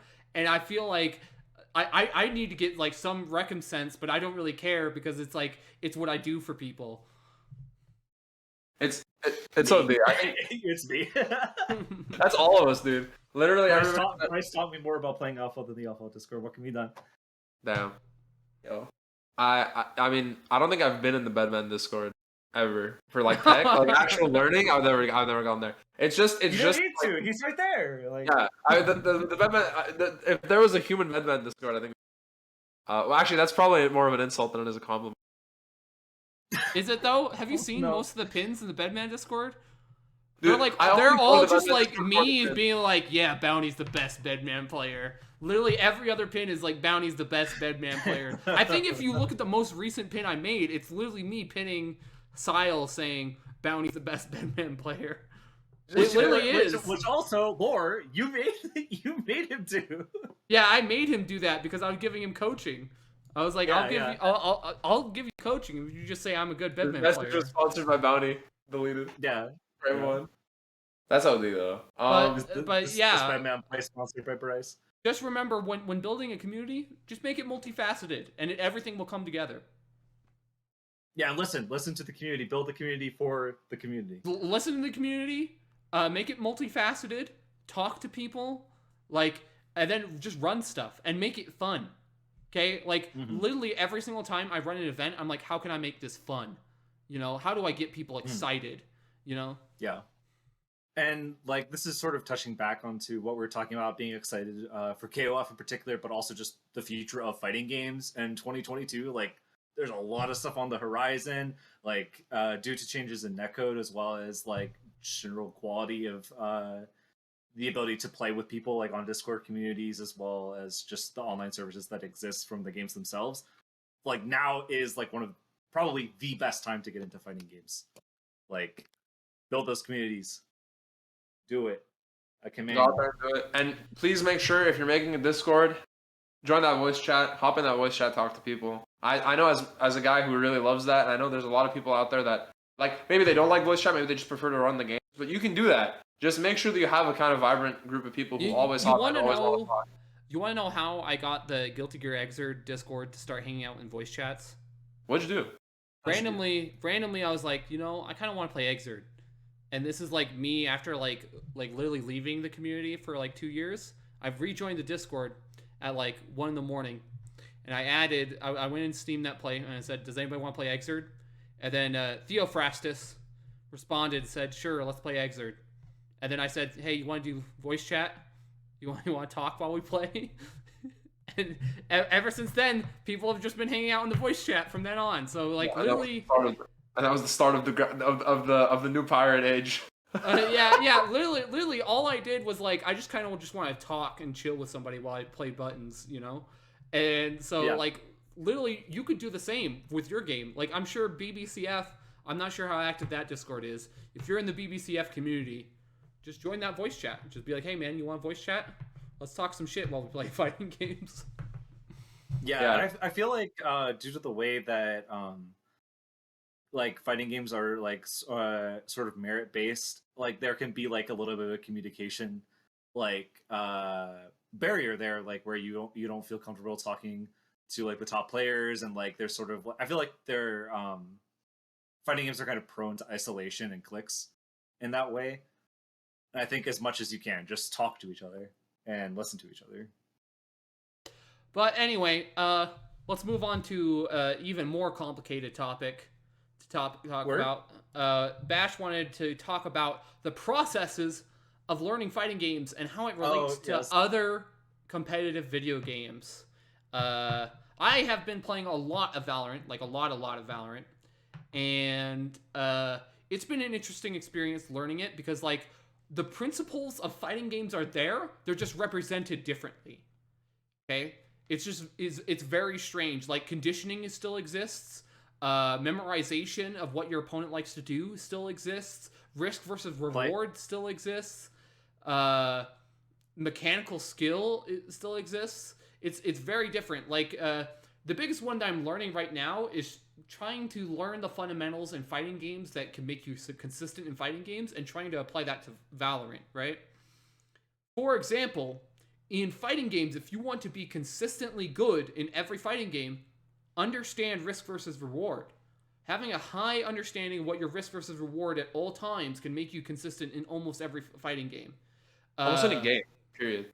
Yeah, any game, really. So, what's really interesting about Valorant is that it always has a high risk factor. There's always a high risk factor no matter what you do. But there are specific options in which you can mitigate your risk by using, now this is the weird learning curve that I'm learning, your teammates. It's very strange. So like one big example that, yeah, what a concept, a team game. But it's very, very strange coming from a fighting game perspective where like all of your personal decisions impacts your risk versus reward. Now I have to ask like the Viper, which is a smoker character in Valorant. Basically, they cover vision and make it harder for the opponents to kill me. They can like set up. I have to talk to my Viper player and say, "Hey, can you wall up this site so I can safely walk into the site?" Right? Yeah. And i.e. directly taking away the risk from a situation, right?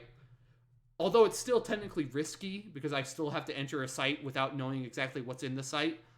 But it's still like an interesting concept to think about where it's like, to apply this to fighting games, this would be like choosing to block game one of a tournament set because you want to scout out what your opponent wants to do.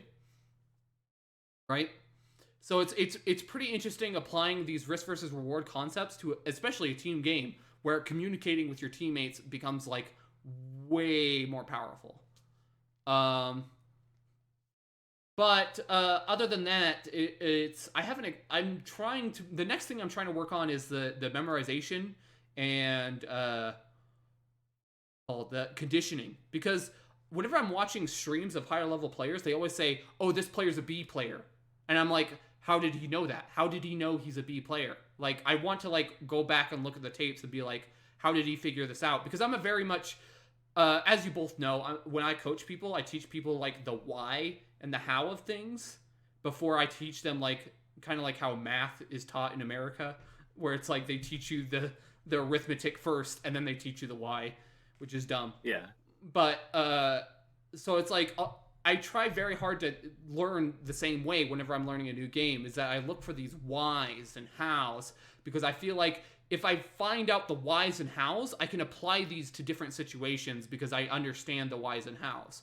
So it's been pretty interesting. Like, I'll grind the game and then I'll just watch the game. Like, I literally just watch on my free time, is like hours and hours of video content, like streaming to my brain. It's kind of like how I was learning Xrd back when I was trying very hard, where I would just like watch matchups all the time, just hours and hours of matchups all the time. But it's still very, very satisfying. I think it's interesting as like a person who like started with maybe like more MOBAs and team-based games, like transitioning into fighting games. Where like I feel like I learned a lot of that stuff in fighting games, like from fighting games, and then I was able to incorporate that back in. And then there's also concepts in Yu-Gi-Oh! And other games that I've played that like there's a lot of cross-pollination basically between fundamental concepts in games and game like design and theory that you can apply to like a lot of other techniques, like a lot of other skills in your life or competitive tasks. I think a very apt example would be like music theory, right? Like if you understand the fundamental concept of understanding and being able to read music, and you know the basics of how instruments work, you can pretty much learn how to play anything given enough like time, because it's the same concept. Like you're learning the same thing, it's just on something else, right? And maybe the medium is different, but like the way that you express those things is very much so the same, right? And so there's a lot of like, it's just that it's obviously it's a much less understood thing than like, because music theory is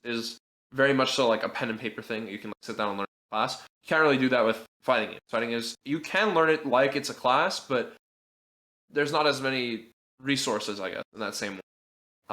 Like you can't pay someone. I mean, maybe you can pay someone $100 an hour to teach you. Shout out to Metafy. Yeah, dude. Bounty. It's not that Bounty Metafy link. Dude, I actually applied to them this week and I got denied, so that was unfortunate. Yo, rip. Hey, yeah, rip. Dude, well, once Extra gets rolled back, then don't worry, we'll get you secured. That job's crazy. But yeah, like I think it's interesting in that way where it's like when you play different games, right? Like once I got better at playing Xrd, I got better at playing Yu-Gi-Oh! Once I got better at playing Yu-Gi-Oh! I got better at playing Smash. Once I got better at Smash, I got better at like it's like all those games sort of like connect together, and you feel as though your skill in like everything sort of improves over time. One of the most impactful conversations I've had when I was learning fighting games was with Vogue Kun. And for those unfamiliar, he's one of the best Kum Hae-yoon players in North America. And his experience of competitive gaming is from StarCraft. And he actually wrote an entire visual novel about it. Don't forget your esports dream. Please go play it. It's very good. But what the point of the conversation that we came down to is that learning how to learn is a legitimate skill, and trying to get the fundamentals down of this concept is fundamental to learning competitive games, because competitive games are inherently problem solving. It's lots of problem solving, right? So the better you are at this problem solving aspect, and you're better at this learning aspect, the quicker you can pick up on things. I actually want to jump right off of that because what I wanted to talk about, a lot of it has already kind of been said, like the sort of ubiquitous like nature of like once you learn one thing, you can kind of like apply that style of learning to other concepts. And yeah, like Doppio was saying, like learning fighting games made him better at learning Yu-Gi-Oh! And for me, to not get too personal, but like the reason I really wanted to get into Xrd was I got like most of the way like towards a degree in college before I started having a lot of difficulties with learning in university, and I through the process of kind of like working through that and seeing like what I need to do, what I need to improve to have a better experience there. I learned that I have a learning disability, and so to me, like beginning like my endeavor and picking up Xrd and fighting games more seriously was to learn how to learn and to prove to myself and like develop confidence in my ability there. Like if I go through the process of playing Zato, which was the task at the time, like I can take things I learn from that, like how like I decompress the character, I learn notes, I listen to coaching, I watch videos, etc. And I can say like, okay, this is how learning works for me, and now I can kind of take that for my future. And I feel like that has definitely been the case. Like I feel a lot more confident in my ability to pick up new tasks in general because of fighting games and what I've learned from there. And I also find myself like applying like concepts to like everything. Like I'll be in the grocery store and I'll see someone like at the dairy aisle, and I think to myself just immediately, "What's the footsies?" You know? A mutual friend of ours, Theo Frastus, he did anthropology in college as his major, and he always gets annoyed by me whenever I apply any sort of fighting game concept to like any real life situation. Like, Is he really? Like one of the funniest things is that recently, Can I tell a story? Can I tell a story? Yeah, you know exactly what I'm about to say, huh? Okay. So, Okay. So I was let's say in the process of getting romantically interested with somebody, right? And I needed advice in the moment, and so I rang the horn. I sounded the horn of Gondor, and I summoned I summoned the Fellowship, right? Which was at the time Bash and his significant other, or her significant other, my fault. Bounty, Onway, and myself, and yeah, and we all came together, and Bash was like, "Hey, you should do this," and I'm like, "Makes sense," and Betty was like, "Oh yeah, you should definitely do this. I think this definitely makes sense given the context." I'm like, that makes sense. And Conway was like, "I don't know, don't take it from me, but like I don't know if I have the best opinion about this, but like I'm not sure, but like this might be a good option." And Bounty was like, "What did I fucking tell you, son? You don't do shit. All right, you nothing. sit there. You do you nothing. fucking block. Do no nothing. commitment, no nothing, nothing, dog. You hold that shit till the day you fucking die. You push a button, you're a failure to me." I was like, Oh my god. Play reactive neutral. Okay? Yeah, please, for the love of God, watch the screen. I was like, for real? Maybe this is like some fucking. Oh maybe my this is god. Like I think I was like, maybe Bryce is playing 8D chess. Like this entire time, I've just been like I've been on the first level of Yomi, and everyone I've ever met has been on the 3rd layer, and Bryce is like on the 10th layer at this point. Like he's just beyond. Like he's so far beyond this shit. It's like I will never understand. And then Conway was like, "That makes no fucking sense. It makes no fucking sense at all. What are you talking?" We also correlated that situation to a mix-up. The thing you need to know about dating, especially like the early parts of dating, is it's exactly like moment for moment, interaction for interaction, perfect parallel to the Potemkin mirror. The Potemkin. Okay? Who's getting the first person to take the action is at disadvantage. Is that every matchup? Oh my god. No, that's the Potemkin mirror. Okay, because the second Potemkin moves forward, right? The other Potemkin has so many better options for dealing with that than the Potemkin that's aggressing. True. That makes a lot of sense. I'm joking. By the way, please communicate with your romantic partners. Don't pop-buster them. Don't pop. And hey, unless it's consensual, you sign the paperwork. Unless it's consensual. No premarital pop-bustering of your. All right, I won't condone that. I won't condone it. Dude. Yeah, play. No, but what Bryce was trying to tell Doppio was play reactive. Well, we also correlated that entire situation to blocking a mix-up, so that was more so what I was talking about than the do nothing tech. Bash, what was it that you said about there was a really funny. You gave me like the sickest fucking tag. What was the tag? It was like a joke. Like you were being ironic. Oh, I wait, told wait. you to do an OS. I told you to do an OS. The OS. I told you to do an OS. Yeah, option selected. Shit. Yeah. She was like, just say this. If your significant other wants to respond this way, then do this. If they want to respond this way, do that. And I'm like, bro, that's genius. And The she was like, OS. no. Funny. Actually, It's funny. please, no, don't listen to me. I'm a filthy autoplay. Don't do this. Please. Well, the reason I immediately was like, this is a bit, don't do this, is because I did that. When me and my current partner started dating, I OS'd her, and she called me out. She said, "I don't think that's how the system mechanics work."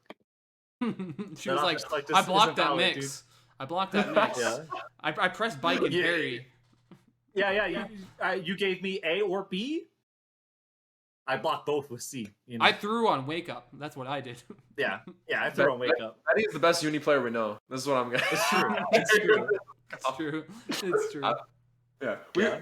We But troll, but you can do it. Like you can actually relate a lot of stuff to fighting games. Like you can make a lot of stuff in life very similar to fighting games, and it actually can help you. It's helped me with school a lot. And I think it's helped a lot of people just in general, like not just with fighting games, but like learning how to do this one thing and then correlating with learning something else. It is actually a very helpful skill to like have in order to like give yourself a better perspective as to like how you learn things and how you pick. Yeah. If your dad is asking you to help with yard work, that's an RPS. No, I don't think That's that's an an RPS. That's like you're holding that shit. Yeah, if he's from the East Coast, that's Johnny right there. That's not an RPS. You gotta hold that Whoa, shit. no. It depends He's on what plus. time of He's day. plus. It depends on what time of day. If he woke you up and it's like 6 in the morning and he's like, "Hey, let's do a yard work," you're getting your ass up. You're getting okay.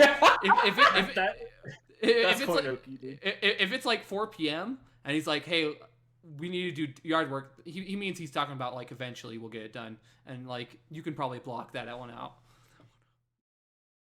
Dude, that's so deep. Oh my god, depending on the time of day, his mix-up is more powerful. Yeah, but it's like Yeah. anyway.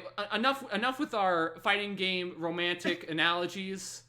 Please don't strike throw your partner for the love of God. Please don't strike. It was like Bash said, consensually. If you've done the paperwork, Yeah, no what premarital. it's none of our business. All right. Also, Hey. this is the end of our fighting game segments for the day. So if you only wanted to listen to fighting games, here's your time to tune out. But Get out. we have a few more topics of conversation. Yeah, though. yeah, we- I we- know you love talking about Valorant. I So- love talking about Valorant especially because like I have never followed an esport that's this like incredibly like jokes on the regular. Oh, yeah. Completely funny.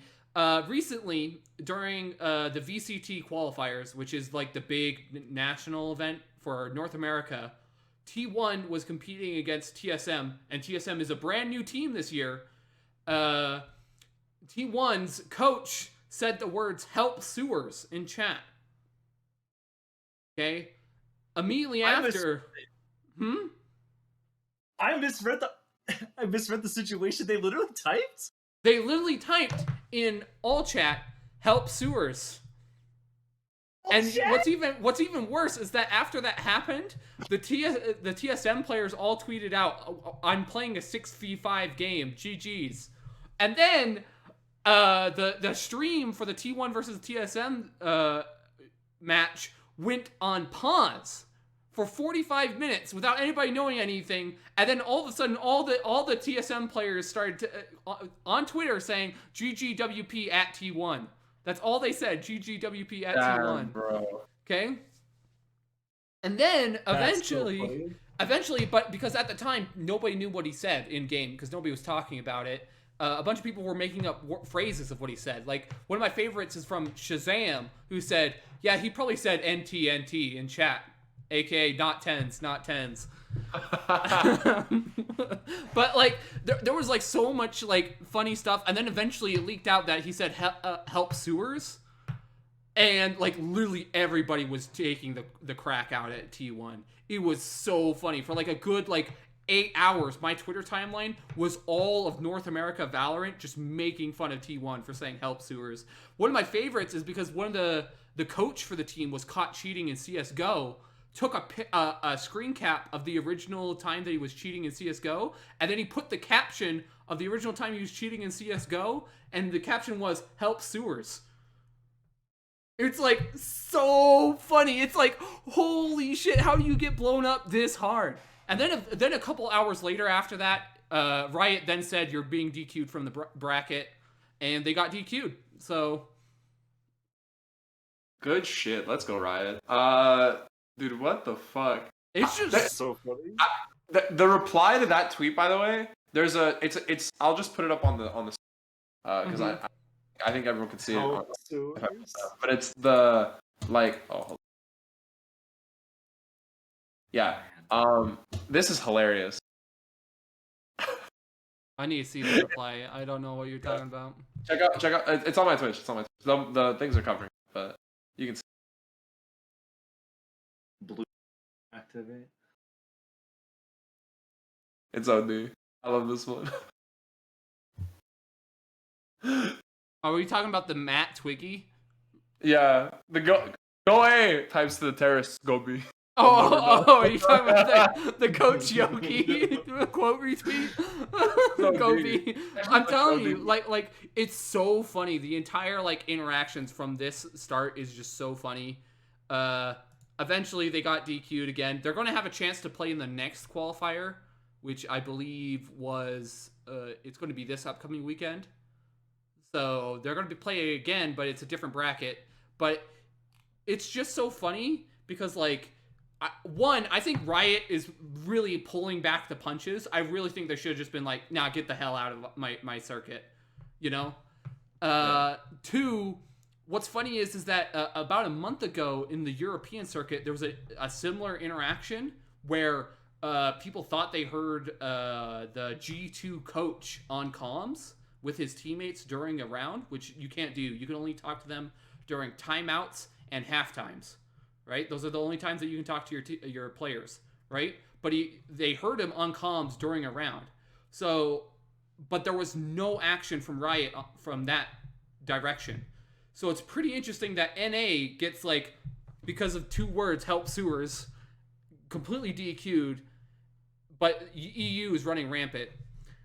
But this also goes into another thing that happened with NA and how it's so freaking spicy. And like literally, if you don't even like Valorant, I feel like if you're not following the Valorant NA scene, you're fucking up. TSM in a personal Discord, one of the players said, "It's all right, we'll make it out of the VCT qualifiers. We're not playing anybody good today." They then got they then went 0-2 against Acrualis.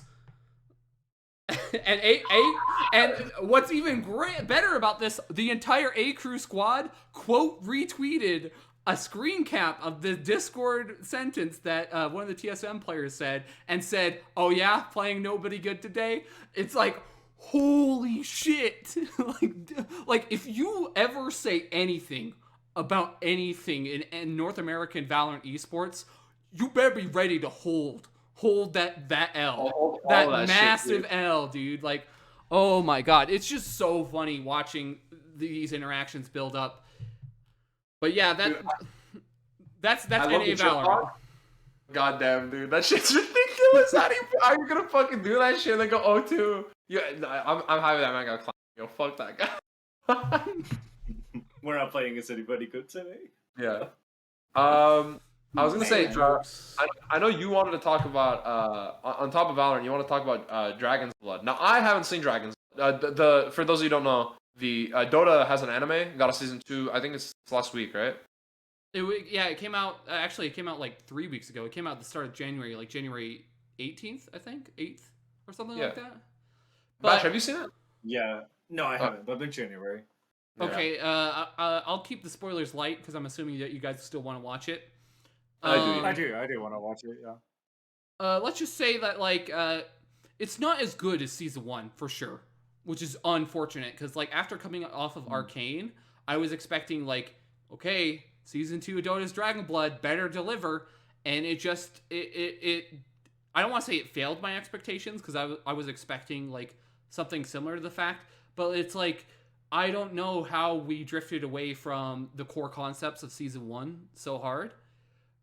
it's still an enjoyable like show for its merit, but like it clearly has issues with time, like season 1 did, because like I don't think there's a single moment in the show where dialogue isn't getting poured out of the show.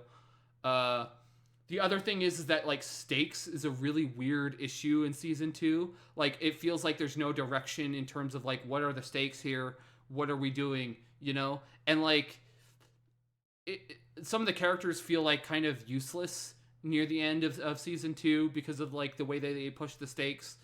There's a lot of shock factor moments. I feel the first couple.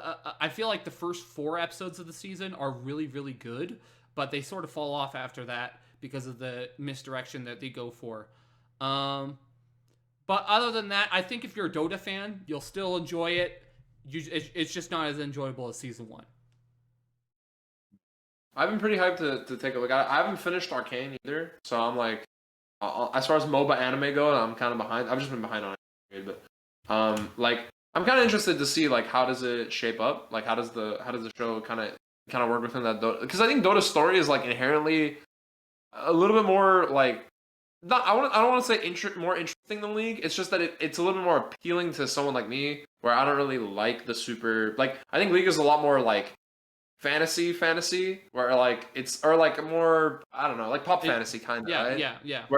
Whereas like Dota's like more leans more into like high fantasy, and it's still ridiculous, right? Like, my favorite character is fucking Techie, but like, I think it does it in a way that's like a lot more sort of like.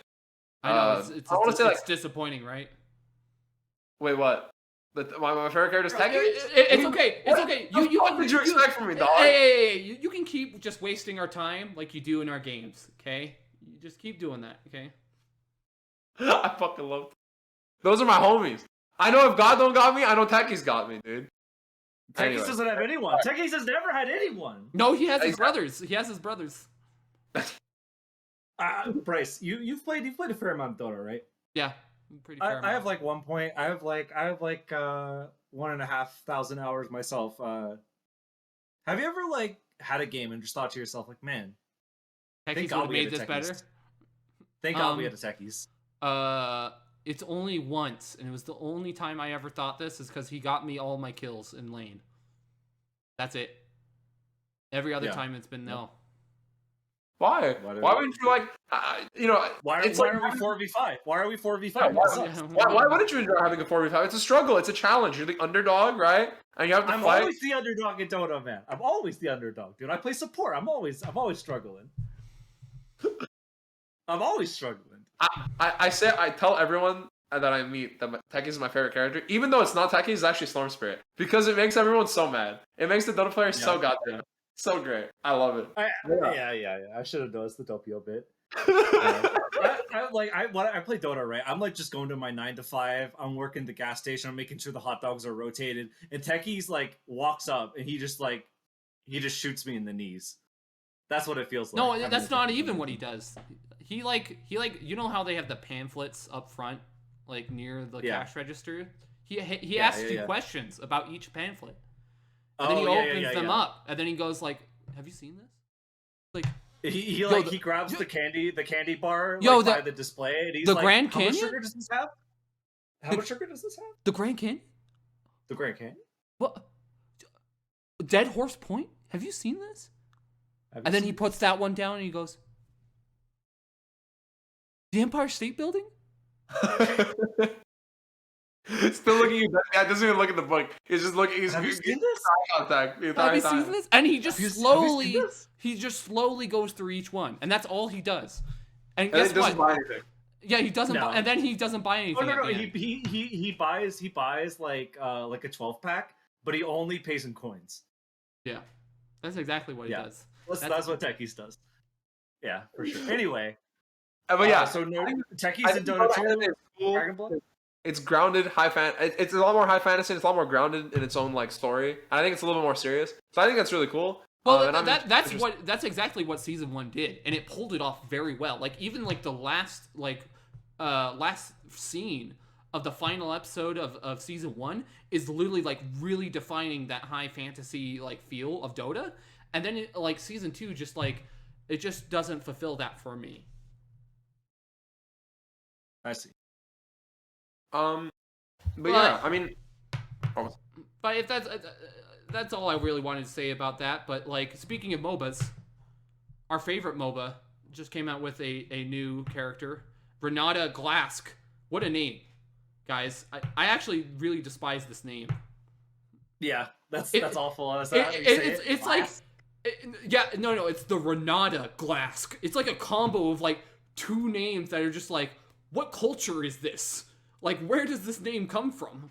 Like, it sounds like I was 14 years old and I was trying to come up with like a name for a main character for a book or something.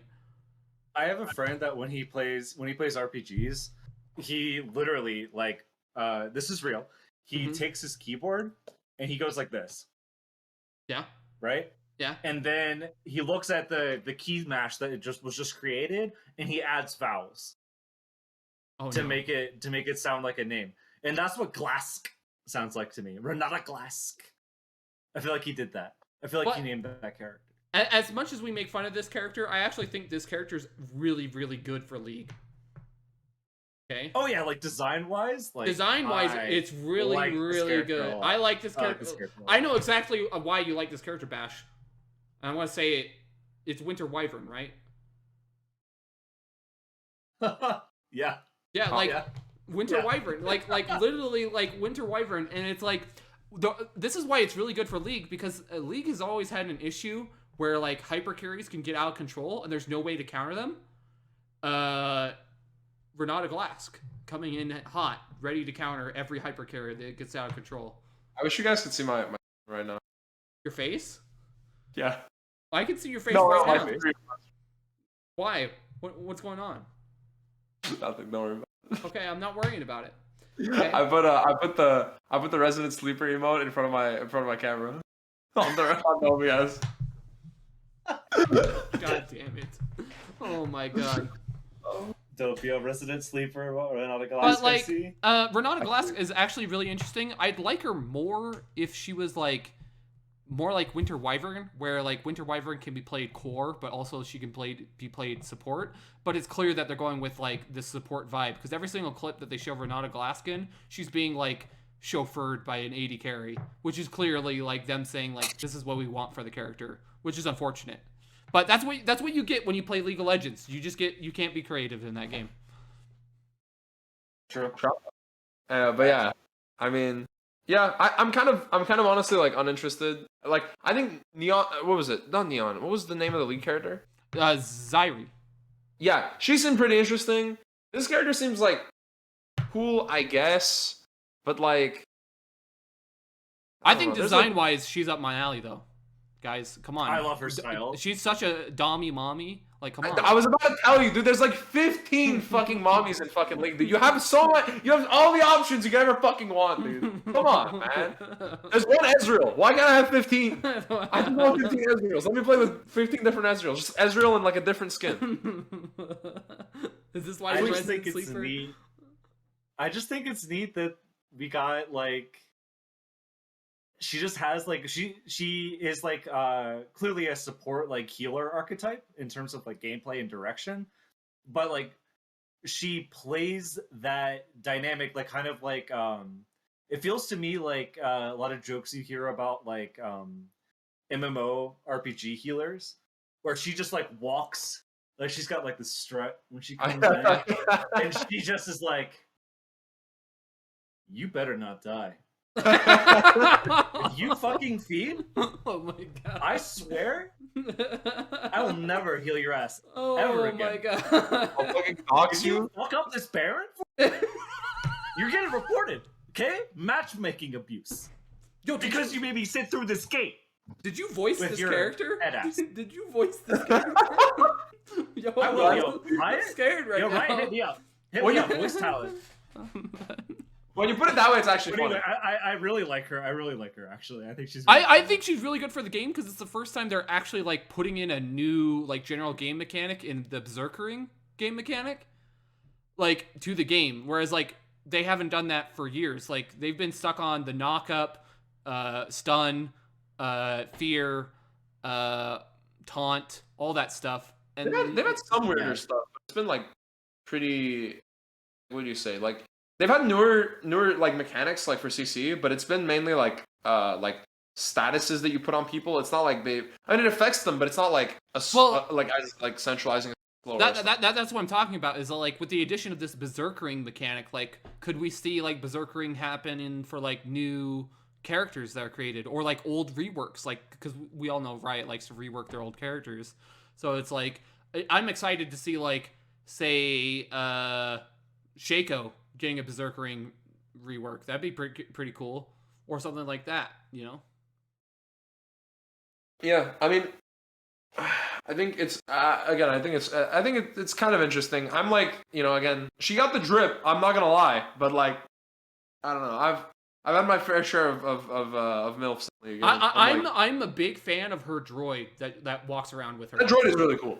I'm literally waiting for the day that we get like a like Star Wars Empire reskin and it looks just like the interrogation droid. Like I'm waiting, and it's like literally like I pull out my wallet when that happens. Yo, imagine everything's exactly the same gameplay wise, but it's a gonk droid. Oh shit, dude! I'd be so hyped, dude. I don't give a shit. That would be godlike. I just want more cool robots in my competitive video games. True. Gets a pentakill. It's just the super base boosting. As you're getting the kills, it's just a more base boosted gonk until you. Yes. Every time she does her ultimate, just gonk. I think. Oh my God. I think a good place to end it on today would be discussing because we have a lot of FGC retirement homes. Actually, there's been a lot in recent memory. Right, we've had Master Duel. Bryce is chilling in there. For me, I mean, I've kind of been in the retirement home, but like I'm still playing fighting games. You're visiting. You're the young whippersnapper that visits occasionally. Yeah, I'm like, oh, what's up, Grandpa? You got me in that Will and Testament, right?